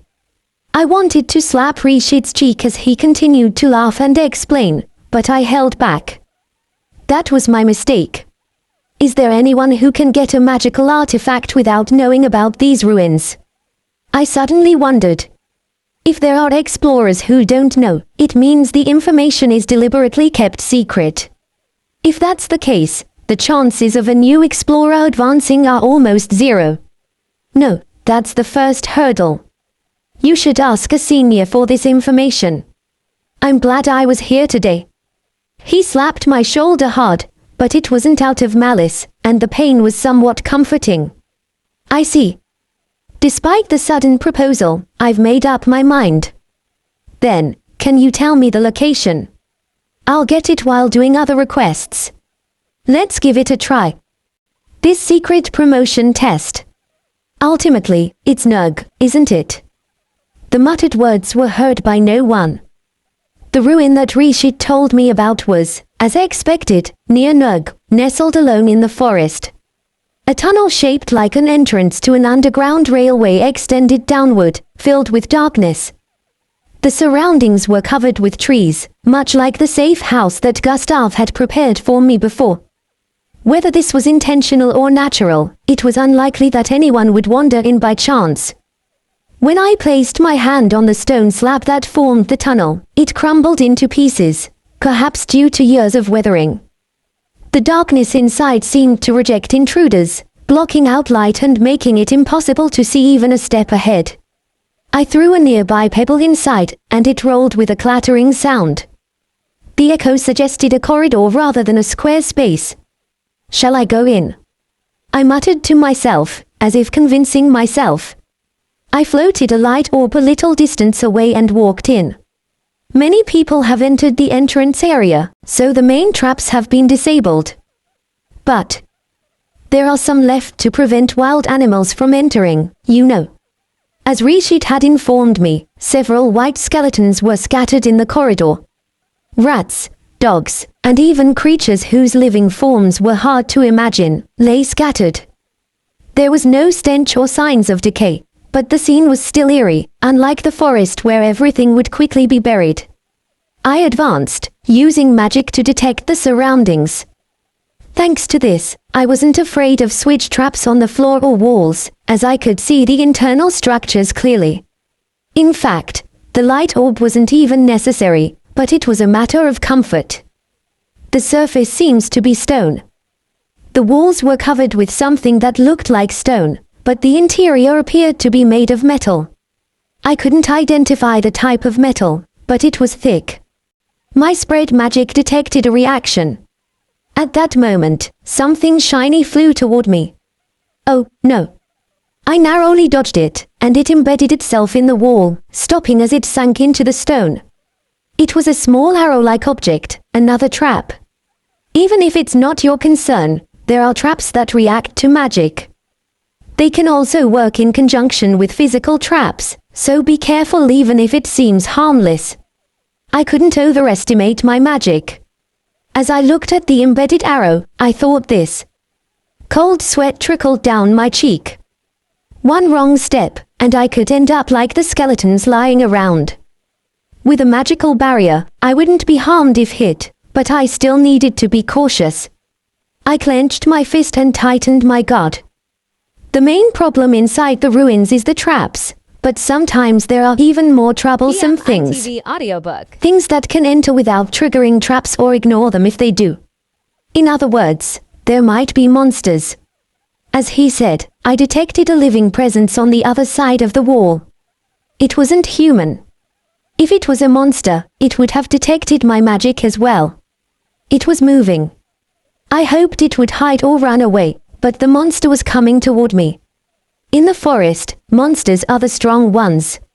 Running away was not an option. I had no intention of running either.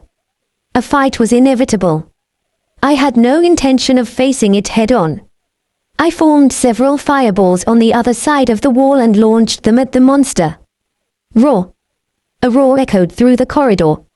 Normally, even a monster would be burned to the bone by this power. This would end its life. Trying to dodge would be futile. It would be impossible to avoid a saturated attack. Sooner or later, it would stop moving, even without rushing. I was thinking a bit optimistically. Roar! The roar continued. It still had that much energy left.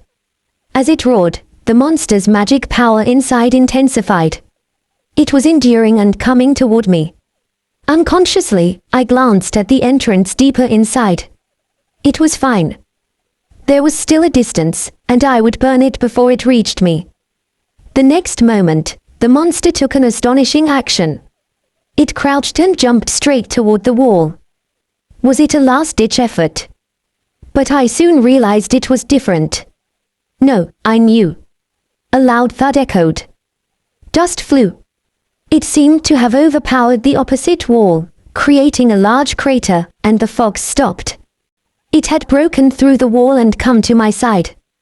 I quickly braced myself. The moment I saw its form, my legs trembled. I felt fear. My body stiffened. It was a large fox. Not as big as a large dog, but about the size of a lion or tiger from my previous life. It had fish-like fins on its back, which made it look strange. But that wasn't the reason for my fear. What was it? It had severe burns. Its fur was singed, its skin peeled, and its burned muscles were exposed. That was to be expected. I had done it. But that wasn't the reason. I was used to seeing such damaged corpses. I was afraid. Was it fear of overwhelming power? No, I didn't feel any overwhelming pressure. I didn't sense any danger. I was afraid. I slapped my own cheek and took a deep breath. The fox opened its mouth, and seeing its fangs made my whole body tremble. I was afraid. I wanted to run away immediately. This fear was different from the fear of demons or ghosts. I couldn't stop my body from retreating. I took another deep breath, clenched my fist again, and braced myself, glaring at the fox. Wiping the cold sweat, I flicked my hand, and droplets flew. Don't stop thinking. This fear is abnormal. Yes, it's abnormal. I hadn't seen its strength or any strange behavior. I didn't think there was any basis for such a fear as a living being. Yet, I felt fear. The cause was clearly this fox. But it wasn't ordinary fear. My vision widened. Audiobook. I realized this and came to a sudden realization. It wasn't ordinary fear. Then, the answer was simple. The fear still lingered. My hands were shaking. It wasn't ordinary fear. Then, I could deal with it. Really, first experiences are interesting. My face felt tense, and I touched my cheek. I was unconsciously smiling.